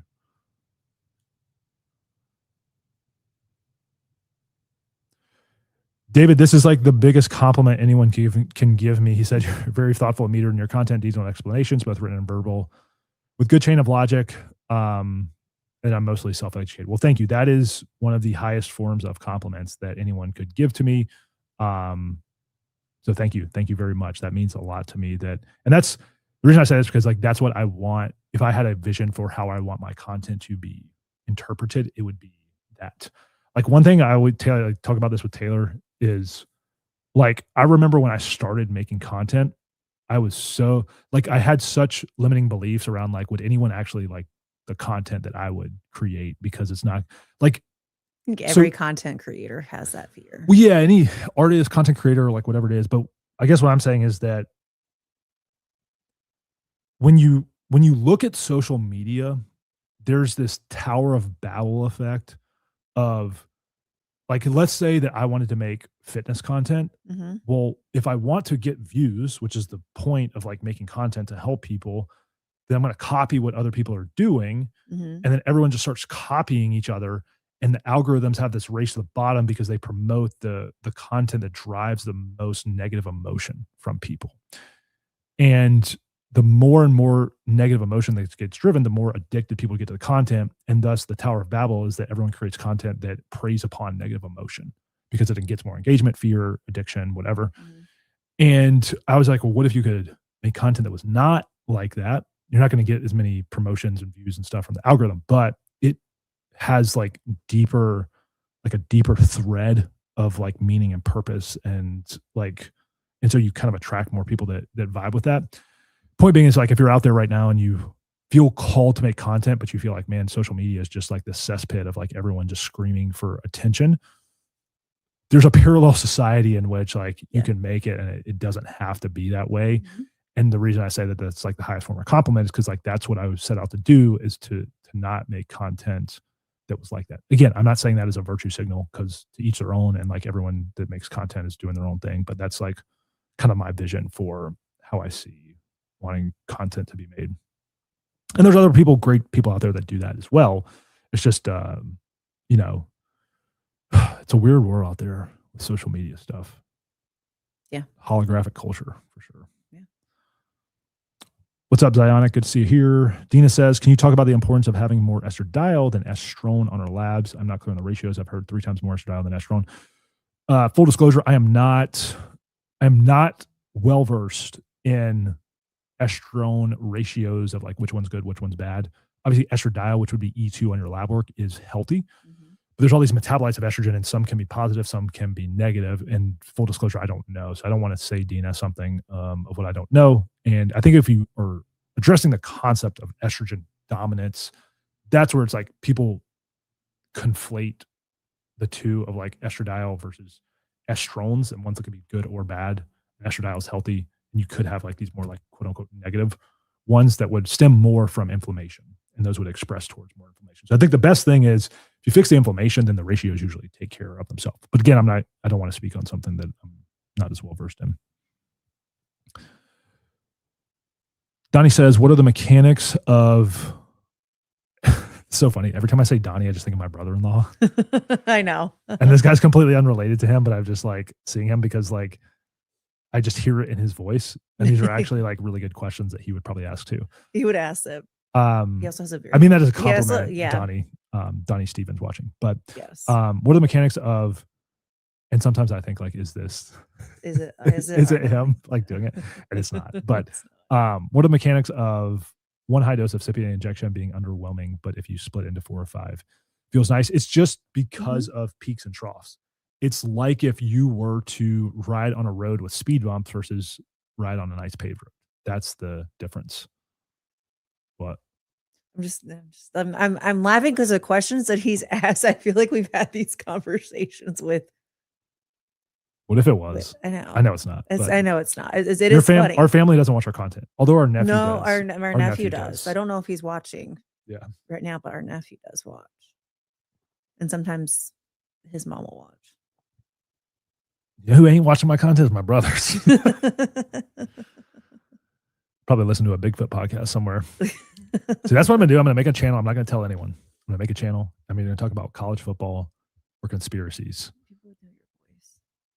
Well, yeah, I would put my face on it too. I'm just not going to tell people, and I would see like, because I want to see if it would compete and be out there.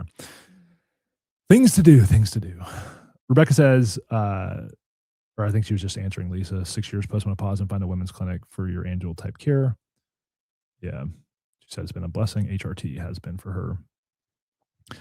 How do you feel about high intensity interval training for perimenopausal women, and how often should we strength train versus HIIT? Should we add zone 2? Cardio. What do you think?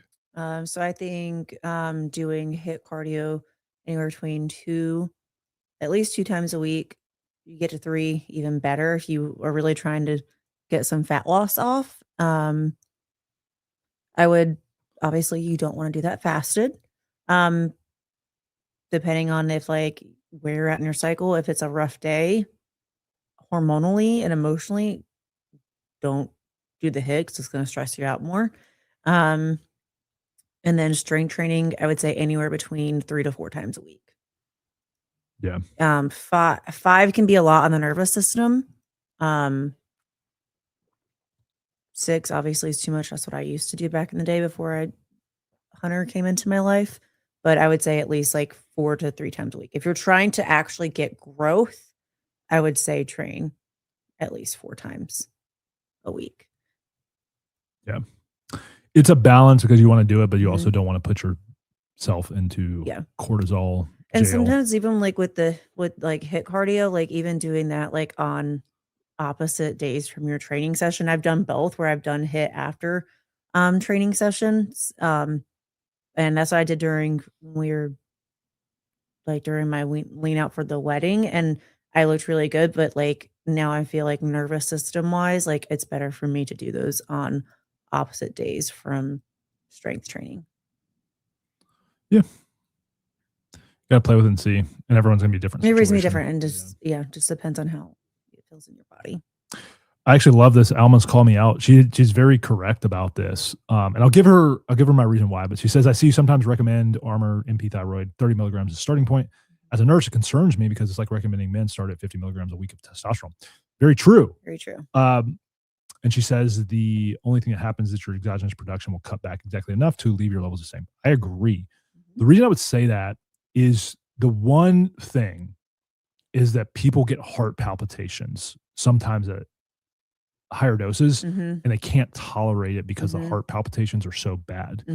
I actually agree in principle. And so I would start everyone at 60 milligrams if it were up to me. Same. Because I agree with, like, her point is 1000% correct.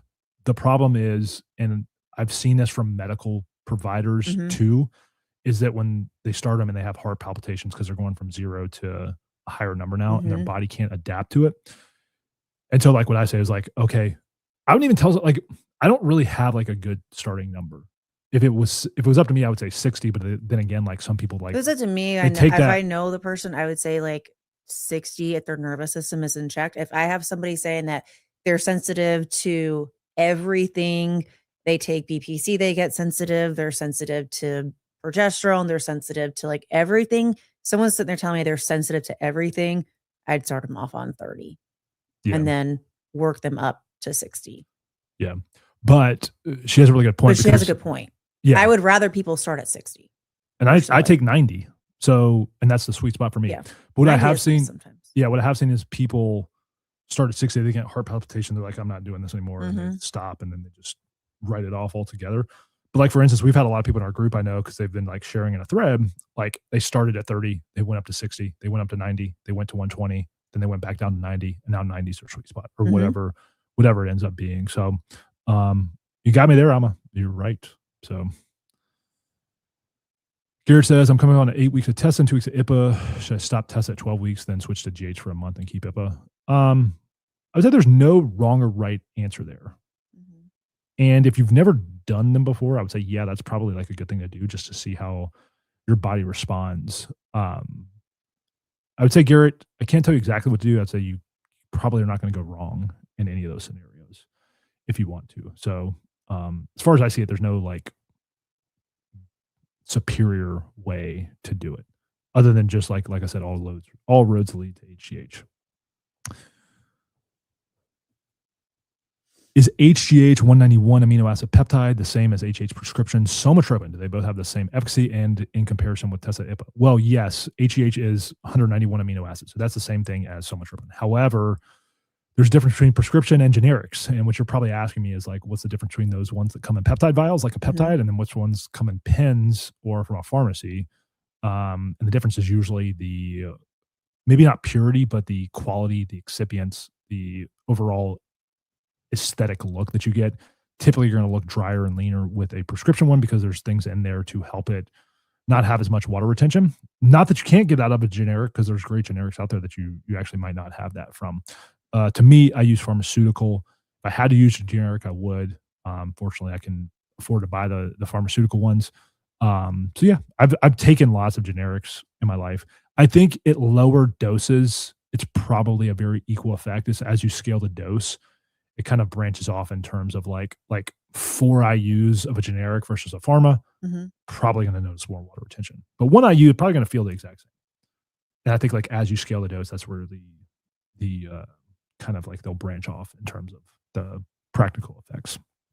And then comparison Tesa-IPA, they're just different things. So Tesa and IPA are the peptides are stimulating your endogenous production, whereas either of those ones, whether it's generic or pharma, or what would be considered much more of like the bioidentical hormone that is like what your body makes. And so it's less immunogenic. You don't have to cycle it, et cetera, et cetera. Dr. Gonstead says, what labs do you think are necessary for men between 40 and 60? I mean, to spare you just reading off a whole panel, usually if you go to like Life Extension or Vanguard Perform, you can look at those like male elite panels or female elite panels, and those have all the markers on there. So if you just go to Google search Life Extension male elite panel, and I would say all those markers on there. You also can take that same panel, like even if like you wanted your doctor to run it, just take that same panel and like also just take that list and tell your doctor that's what you want ran. Yeah, just print that off from the website and be like, look, these are the markers I want tested. Yeah. See what they say. Just tell them to order it. Trudy says, I recently took 2.5 milligram dose of Terz, had horrible allergic response, itching, swelling, and hives, globally wheezing, low blood pressure, end up in the ER. Sorry to hear that. Used hers for over 1.5 years with only small irritation and injection site. Transitioned to Retta back in January. Just wanted to get back on it briefly for the anti-inflammatory benefits of selenium allergic. Have you heard of this? 33-year-old woman with Hashimoto's and was from same source of reviews. Very rarely with TERS. However, anything is possible when it comes to peptides. I think a lot of people would say like, oh, it's your source. And I am not saying that that's not possible. I just think it's much less likely based on what I see that it's the source. And I think it's much more likely it's the immune system, especially if you had Hashimoto's. And I think it's like just anytime we're talking about like injecting exogenous stuff, Tirzepatide seems like much less likely for this to happen based on the mechanism. Although, as I would see here, not impossible. And so, yeah, it does seem to be one of these things that like, even after use, it's like when you've taken off and then come back, like that period that you were on Retta, that it comes back. And I think a lot of it will trace back to the immune system. My recommendation for things like that would be low dose naltrexone. Not to say that it's a cure-all. It seems to be, though, that people on low dose naltrexone don't have those reactions as frequently as people that are. Plus, with the Hashimoto's, the low dose naltrexone, it's only going to benefit you anyway. I'm not saying it'll cure it in regard to your immune response to the Tirzepatide, but it's kind of one of those things, I think, especially with Hashimoto's, which would be like an autoimmune disease. It's almost like the immune system just gets to this point that's like, it's done. Yeah. And it's like anything that comes in, it's just like, nope, we're not doing it. And I think that's probably what we're seeing. Again, that's just my opinion based on what I see. I think also LDN, metformin could be very beneficial too, just for immune help. And then thymosin alpha-1 beneficial, thymolin beneficial, KPV beneficial as well. L37. L37 too, especially for the antibodies.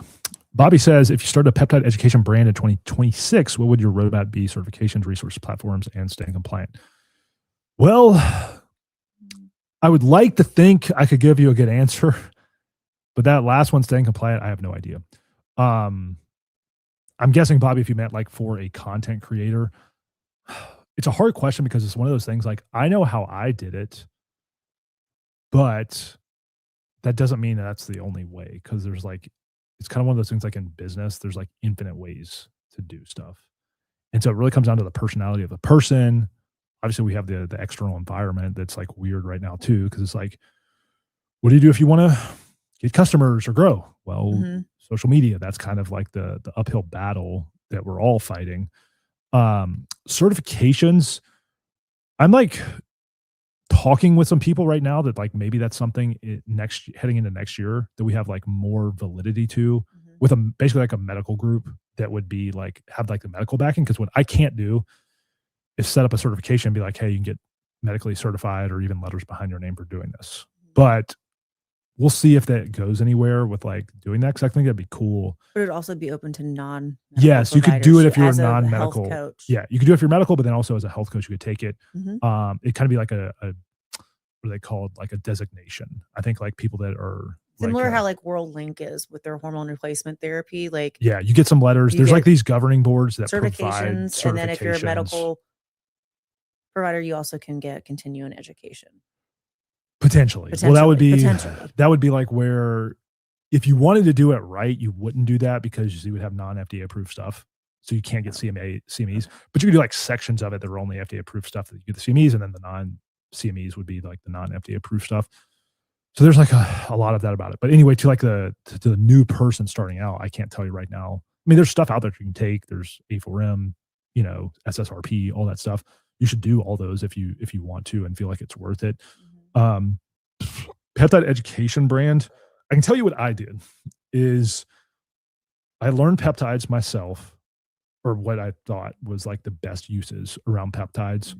And I gave away free information based on my experiences and also like what I had taught myself. In doing so, people come to you and ask questions, and then you get intelligent around building those people into a network, like an email list, like a school group or something like that.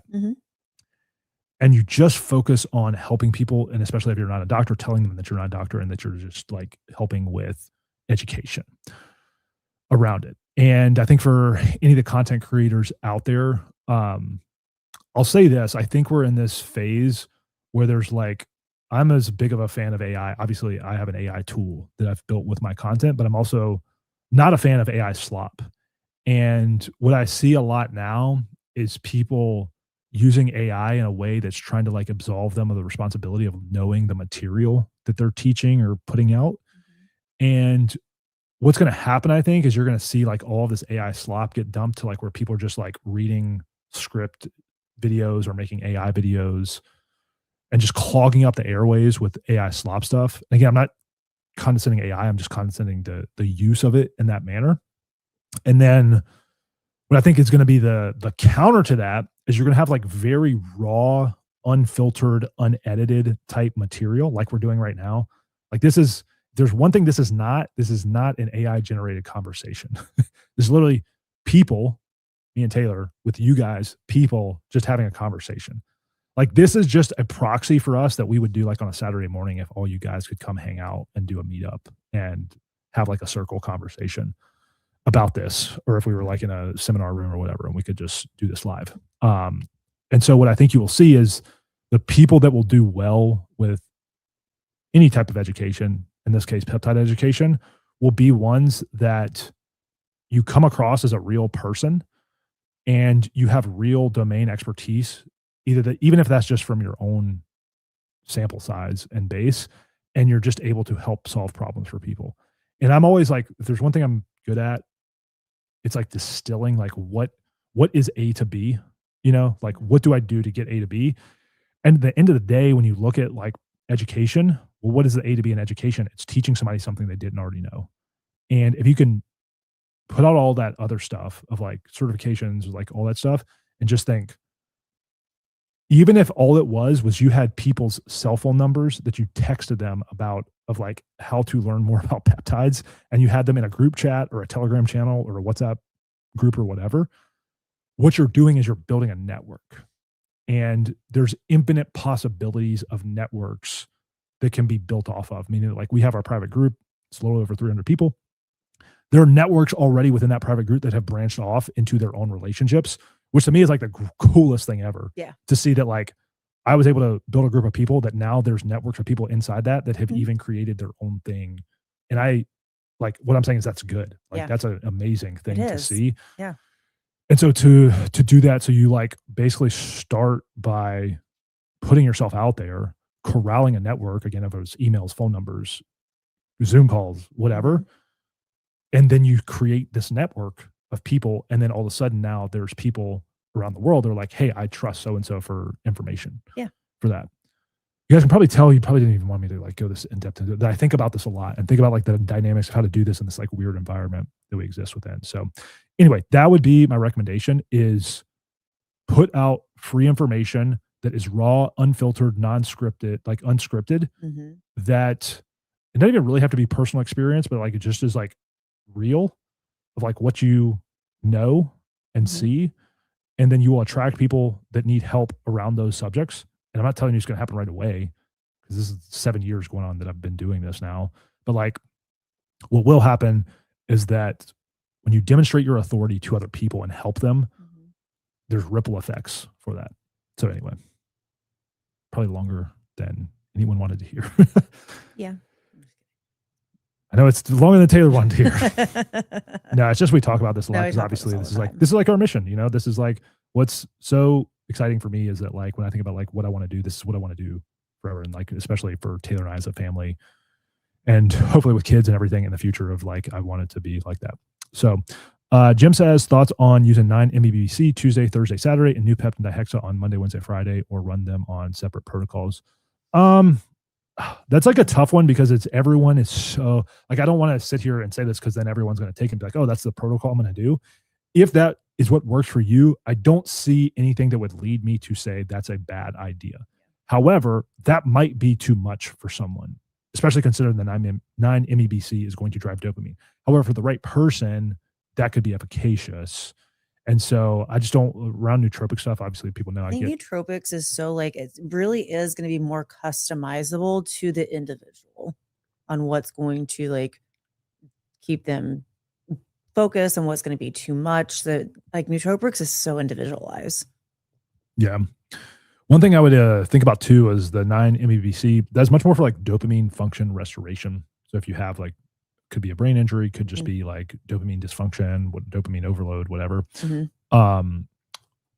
Regarding the new peptide dihexa, there's another one I like with that. Obviously, there's products out there that sell us now is J147. It's like a mitochondrial agent for the brain. It's actually a derivative of curcumin, anti-inflammatory, but it helps with the ATP in the brain. And that could be good too in regards to that, in terms of the effects that you're trying to achieve.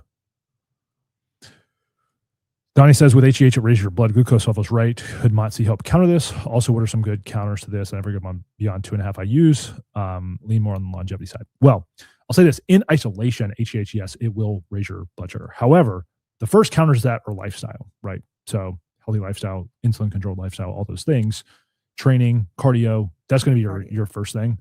The next thing is testosterone, because obviously testosterone improves insulin sensitivity. If HGH raises blood sugar, it's usually in isolation, but even if you just pair it with testosterone, that negates most of the effects, especially at a therapeutic dose like we're talking about. Then the next thing would obviously MOTS-c. Sure, MOTS-c could do that. Metformin could do that. SGLT2s could do that. Obviously, GLPs could do that. And so it's like, pick all those, pick one of them. You could use any of those. But I would say it's like kind of like a hierarchy of lifestyle, diet, hormones, testosterone, GLPs, SGLTs, metformin, MOTS-c, et cetera, et cetera. So it all goes. But doing those things, you will almost never see any sort of blood sugar issues with that amount of GH. But if you inject GH, don't do anything else, and then sit on the couch, yeah, you probably run into issues. Rich says, 41 male on the tail end of a 12-week MOTS-c cycle. Amazing, but now feeling like it's starting to burn me out. Time for SS31 soon. Also on low-dose Retta and midway through a 12-week Tessa-IPA cycle. Yeah, potentially, for sure. And I would just say go to SS31. My speculation around this, and I'm not saying this is accurate, it's just what I think based on what's going on here, is that the MOTS-c is so efficient at generating energy that you get to a point where there's like this excess of reactive oxygen species that gets thrown off. And this might not be true. This is just my speculation. What SS31 does really well, and this would be comboed with MOTS-c or just before MOTS-c, is it stems the tide of the production of ROS at the mitochondrial level. Meaning we don't produce, like SS31 isn't like a ROS scavenger the way like a glutathione would be, or a carbon-6 like an antioxidant would be. It actually like stops the production of ROS.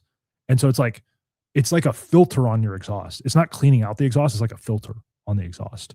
And so with the MOTS-c, it might get to a point to like, we talk about like an AMPK activation, like generating more energy into things.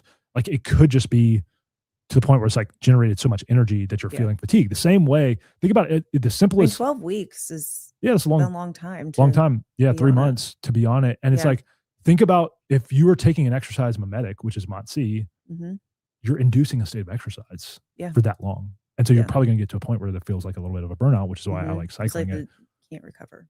Yeah. And so it's like, whether you want to combine the SS31 or just switch over to SS31, that's what I would do. And also to pair the Retta, that's even more. So you're like creating more of an energy deficit there. And so that's kind of my thoughts around it. 146 estradiol. Someone said I should stop testosterone injections because I'm converting it to estrogen. It's injecting 2.5 milliliters twice a week, but my testosterone levels skyrocketed from 17 to 600. Yeah, it's all relative. I don't like, most people would tell you 146 estradiol is too high, but I think it's relative to your total testosterone and obviously how you feel too, your body fat levels and everything. 2.5 milliliters twice a week.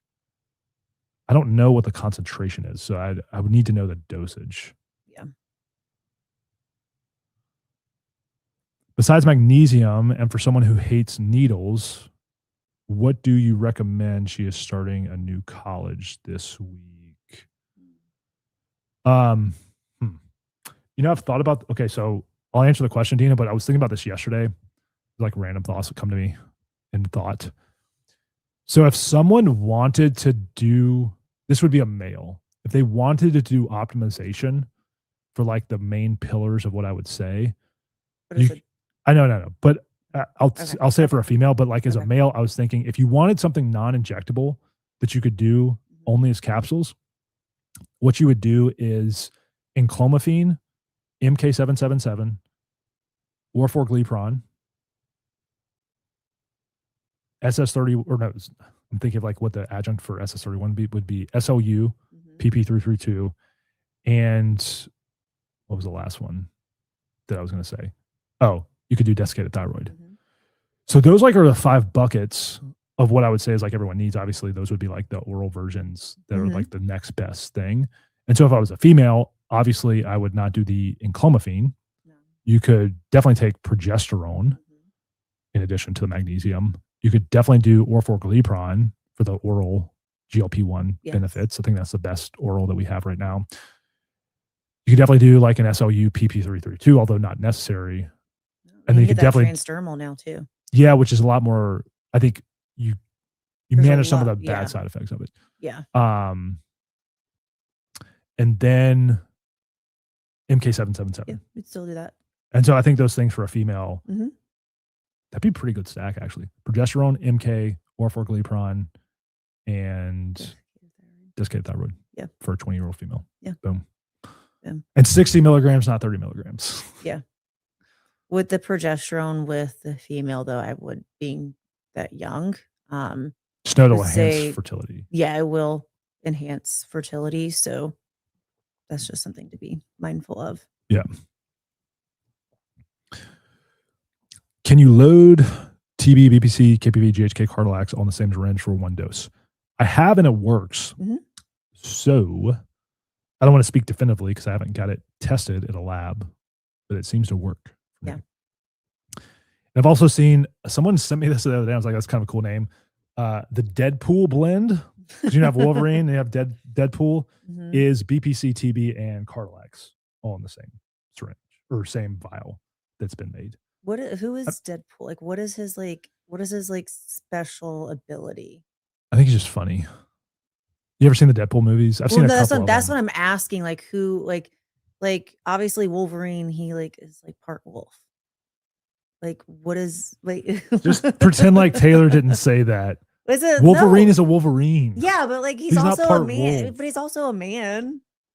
Yeah, but he's that's his superhero. It's like he's So but what is Deadpool? I don't understand what is Deadpool. I get what you're saying. I think if I remember, Spider-Man. He's also climbs on buildings like a spider. Batman. Well, Deadpool. I think he what is I don't know that. I'm not gonna say because I don't remember the movies. It's been so long since I watched the Deadpool movies. But there is something that happened. There was a traumatic thing that happened to him that triggered his superpowers. What? That's what I'm asking. I know it's I remember it was almost like he got burnt or something, and then he has that stuff because I don't remember.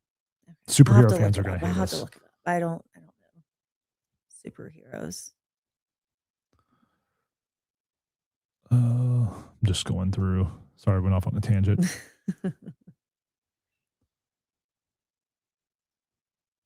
Thank you guys for the kind words. Sean says, are the reader mail packs canceled? We were actually talking about the other day. It just has been because we've been doing so much content stuff. We obviously have the group too.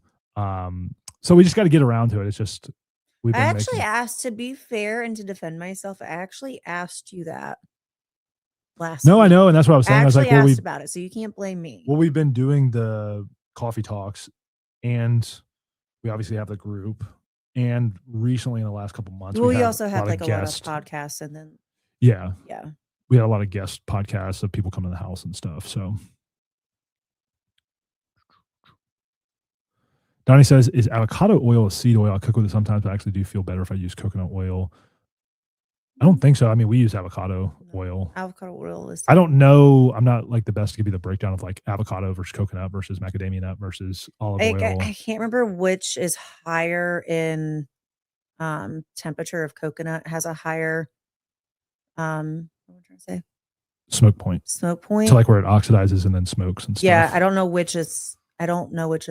I feel like coconut might have a higher one. I feel like whenever I've cooked with coconut oil, it smokes more. more, but that could Okay, just that be, could be. I don't know. When did you cook with coconut? There was a Say, what'd you time where I cook was a with coconut oil? bachelor But and I like, I don't cooked think all you. my own food, I would say I don't think you which have looked cooked your like food which in looked like years. dumping rice in the Instant Pot once a week, dumping chicken in the Instant Pot once a Once a week, week. or When you did cook it. beef once a week. Yeah. Cook that in the Instant Pot. And the good thing about when you cook in the Instant Pot, you cook at a low temperature, it actually like heats up. When was the last time you used the Instant? Like you, not me. I mean, I've used it since we've been here at our house now. No, like you. Okay. Well, if we were going to be in a rice cooking contest, who would win? I feel like my rice skills have gotten better. Who taught you? You taught me. Yes. You taught me. The one cooking thing that I taught The Taylor. one cooking thing that it's how to eyeball the perfect amount of water to go in the rice in the Instant Pot. Perfect amount of water. Because Taylor's always like measuring the water, and but I'm like, now I have no. it. This Like I do. literally have it figured out. If you get, it's basically 4 cups of rice to 1 big bottle of Mountain Valley water. It's the perfect ratio for rice. Well, I've cooked so much rice in the Instant Pot as a bachelor. You just get good at eyeballing it. Yeah. But the thing is like when you use chicken broth, it's actually different. It's like a little bit less than the water. Sometimes it burns. Sometimes when it burns on the bottom. Yeah, it burns on the bottom, and then I don't like having to clean that. So but if you want to hack to make your rice taste better, use chicken broth. To whether you buy the chicken broth or cook it and get your own broth, makes the rice taste a lot better. Although sometimes it is nice to have the water-based rice. Like it's good to change it up. But I really like the rice that's cooked in that chicken broth. You do. Just has more of like a little bit of a chicken flavor to it. It's really good. I have not cooked rice in chicken broth in like so long. If anything, it's usually from like the beef. Oh, it's still broth though. Yeah. But yeah. Point being is like the broth almost gives it a better flavor. Yeah. Wants to hear about this. Yeah. People seem to like the idea of the Aging Male Intelligent Anabolic Use book. Stay tuned.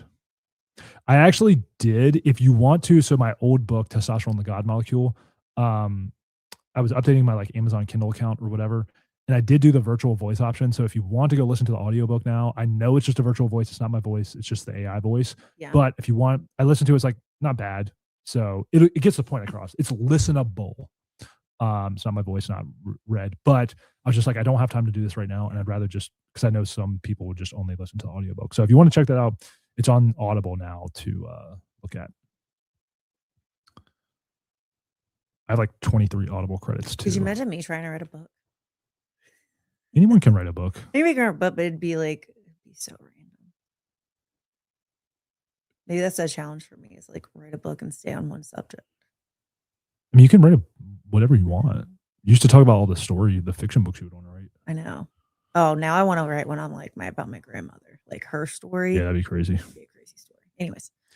Donnie says, why is it when I get tests dialed in within 4 or 5 doses a week and feeling great, I don't feel too food driven? It's like I don't need to eat as much and have plenty of energy. Probably just like improving the ultimate cellular health. Yeah. When you do that, that's typically like where appetite will normalize to like where you don't feel so food driven, I guess. And also too, it could be like a hormonal, like emotional, mental state as well too. Like you realize like maybe you're not like using food as an emotional, like. Yeah, I think too. Even if you're eating and doing everything healthy. Yeah, there is also people negate or they neglect and forget the fact that testosterone enhances insulin sensitivity. And so it's also like the same way a GLP enhances insulin sensitivity, like testosterone does that too. And so a lot of times it's like fixing the insulin roller coaster that can sometimes make someone more food driven or food addicted. Not in the same way as a GLP, but similar in terms of our metabolic health. Daniel says, what are your thoughts on the companies making claims that oral L-carnitine mixed with other stuff is great? Fat burning can burn up to 200% more fat. I mean, 200% more fat than what? Than sitting on a couch, maybe? Obviously, IM is going to be better for L-carnitine, but I still take oral. I take 600 or 500 milligrams of acetyl L-carnitine every day just for brain health and brain function. But I think for fat loss, the injectable is going to be better. So. Oh, okay. So estradiol is 146. 1146, 100 pounds overweight on TERS, 7.5 milligrams currently to fix that. So that would be why, because typically, if you're on TRT and you have excess visceral fat, that's going to skew the aromatization of the testosterone. Which is kind of like you'd rather have the testosterone than not, but also too, you just have to be conscious that you're going to aromatize it more. And so do everything you can to minimize. This says Maria, so I'm not sure if it's a man or a woman. But either way, it would be the same principle. Ruth says, I lost 95 pounds using your dumpster fire stack. My heart rate shot up after having to drop estrogen, but Retta also contributed. I titrated down from 10 milligrams to 6. I want to start TERS. What milligram could I start at? I would just always more start at 2 and then see where you can go. And you probably won't feel anything at 2, but I'd rather it's just such a different conversion of Retta to TERS or TERS to Retta. You have to be careful about like switching milligram for milligram. Mm-hmm. So, let's see. Epitalon to be taken orally or injections. Been told oral is key because you get the benefit without the robust telomerase activity. Comes with injecting, so less risk of waking up cancerous cells. Thoughts? I don't know definitively, but it sounds like a very plausible explanation to me. I kind of said this in my Epitalon masterclass. If you were going to use one for continuous low dose maintenance, I would absolutely do the oral or even the nasal. I would not do the injectable as continuous low dose maintenance. I would run cycles of the injectable. But with the oral, I think we're probably less like to the point here of it having that unwanted telomerase activity. Yeah.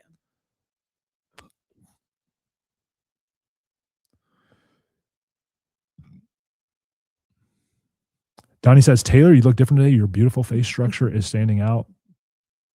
Thank you. Thank you for the kind words. Thank you, Donnie. I really am questioning it. He said, well, Donnie said, not your brother, but you are my fam. Very true. It's funny though, because that's something that brother would say to me. Nora says, good morning from Winston-Salem, my second home. I have a lot of affinity for Winston-Salem. She says, yes, I live here on purpose. Be like, oh, you live in Winston-Salem. I went to college in Winston-Salem. So Winston-Salem has such beautiful land. Yeah, it really is outside because it's like in the foothills. So it's like not mountains yet, but it's like a little hilly there. It's horse so country out there. Yeah. I loved living there. For the 5 years that I was, I have very good memories of Winston-Salem. Anyway. Also, I've been told they have a much better restaurant scene than Raleigh does. And that really not irritates me, but it's like, I guess it's been a while since I lived there. Area it has like a lot more new. It's definitely like trendier. Yeah, for sure. Yeah. But it's also one of those things too. I'm like, am I just saying that because I live here and I'm complaining about what I don't have? It's like what you don't have. You always like look at other places like we don't have this. No, Winston-Salem, it has like much more of a trendy vibes, kind of like Durham more than Raleigh. Yeah. Anyway, says, what do you suggest for a person experiencing sleep disturbance while on 150 micrograms of IPA nightly? 49 female, hormonally optimized nutritionally. Just switch it to the morning. Nora, and typically that will fix it, and you'll still get the good benefits of it too. So, I went to 250 pounds to 166 pounds at 6'3", 6-7% body fat. Very sensitive to temperature changes, feel very sluggish. SHBG is now 78. What is a healthy body fat percentage to land at, and how to fix SHBG and feeling fatigue? Temperature changing, what's the thyroid? This is all thyroid related. Yeah. So you definitely in that amount of weight loss, and now you're super low body fat, most likely has thyroid dysfunction. And so desiccated thyroid after 2 or 3 months at 60 milligrams or more would probably fix this. No, I joke because obviously like there's going to be a dose for everyone, but definitely this is a thyroid issue from the fast weight loss. Even if it wasn't fast weight loss, like that's almost 100 pounds gone and now very low levels of body fat. And then the temperature change is the tell for me in addition to the SHBG. Thoughts on gonadorelin? Does it raise testosterone or free any up? Take in between testos or with testos, bad for liver or anything? Gonadorelin is basically just a lesser version of HCG that was made to circumvent the rules that came out with HCG that made it hard to compound for pharmacies. So it basically is, in essence, it's like HCG, but like not as effective as HCG. And so it really would just be there to help with fertility support, testicular fullness support. But it's just not as good as HCG. So use HCG if you can, and if you can't, then gonadorelin would be the next best thing. Actually, enclomiphene would be the next best thing, and then gonadorelin, in my opinion. Rick says low-dose naltrexone has been an amazing addition to my stack. Good to know. It's very good. For someone who's dealing with active viruses like EBV, peptides you suggest, I mean, usually it's just going to be the immune kind of stock peptides, TA1, L37, KPV, even SS31, thymolin. Those would all be really good to help there. Thanks for the tip on PE2228, another great peptide. Not frequently mentioned, but strong in of itself. Awesome synergy with the classic nootropics. Makes them work better, longer at lower doses for sure. Some good stuff. PE2228. AHK versus GHK. AHK would be a variation that seems to have more evidence for hair loss. Yes, you could do it sub-Q. I just don't. You could probably do a bunch of things. Sub-Q would. I feel like doing it topically would probably would be better. Probably than doing it sub-Q. But the thing is, like when I use GHK injection, I still grow hair. So would AHK make you grow hair too if you do it in injection? Yeah. I would do both. How about that? Yeah. That's probably the best answer. I have gray hair and bad eyesight. Is there anything that would help with either of those? I've been doing red light therapy. Curious. The SS31 could be great for eyesight. Gray hair. GHK seems to dark. GHK darkens my hair. Yeah. But I don't know if it, depending on if you have gray hair, there probably is like different results that everyone's going to get. Yeah. I mean, with gray hair, they've tried for years to like come out with molecules and things. Taylor just tell you to get your hair colors. Get hair color. I mean, Garrett says, wife and I are trying to have our first child. I've only done peptides, never hormones. Any suggestions on supporting fertility? PT141 to help with sex drive. Here's what I would do, Garrett. Probably not the best time to start testosterone. I would not start testosterone if you're trying to conceive. What I would do is HCG, HMG, enclomiphene, glutathione, injectable glutathione, and injectable L-carnitine. Yeah. And then also, too, if you want to add a base, you and your wife could both do kisspeptin. Not saying that's going to, it would just be another good support. Yeah. And then also, as mentioned in humanin, too, there is data now showing that humanin does help with sperm motility, at least in rodents, which is why I'm taking it now, too. Also, I would definitely do the glutathione, but just know that the glutathione is also going to, it will, over time, lighten hair. That also does, yes, it will. Yeah, like even that makes my hair is pretty dark, and I'll get like grays from doing glutathione, which I'm doing because I care very little about my hair being gray compared to like having a baby. But just be aware. So, thank you, Diane. Love the support from you. I know you're always there, so thank you. Jenna says, I'm grateful I got on metformin and thyroid, MP thyroid, and HRT. Yeah. Estrogen is 52, T is 149, for 15. So yeah, you could always, Jenna, if you wanted to, try injectable estradiol if you're not already. I can't remember if you are or not.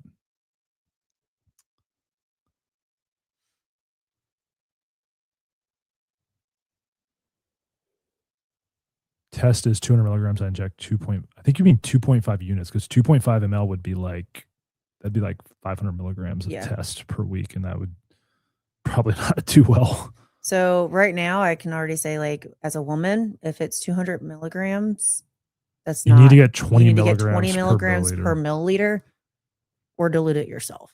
Like that is a problem. Yeah. Having that, dosing that. Thoughts on modafinil or Rumble or AR modafinil, or however you pronounce it, which is like the modification of it. A lot of research companies sell. I don't use it. I've never used it, so like I can't really say. I'm the worst person to ask about modafinil. I know people use it and it's fine.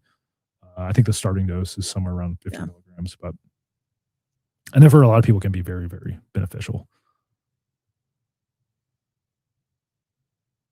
Jenna says, a lot of friends inquiring about injectable test, perimenopausal girls, that should I just start them at first for a few months? They're scared. These are scared friends, but trusting me. Yeah, I think you start them at like around 5 milligrams per week, obviously through doctor supervision. Yeah. Loralintide starting dose, if you're on 7.5 milligrams of Terz, probably like 1 or 2 milligrams, I think would be fine. Everyone's going to be different, but I've heard 1 or 2 milligrams is not even that strong for some people.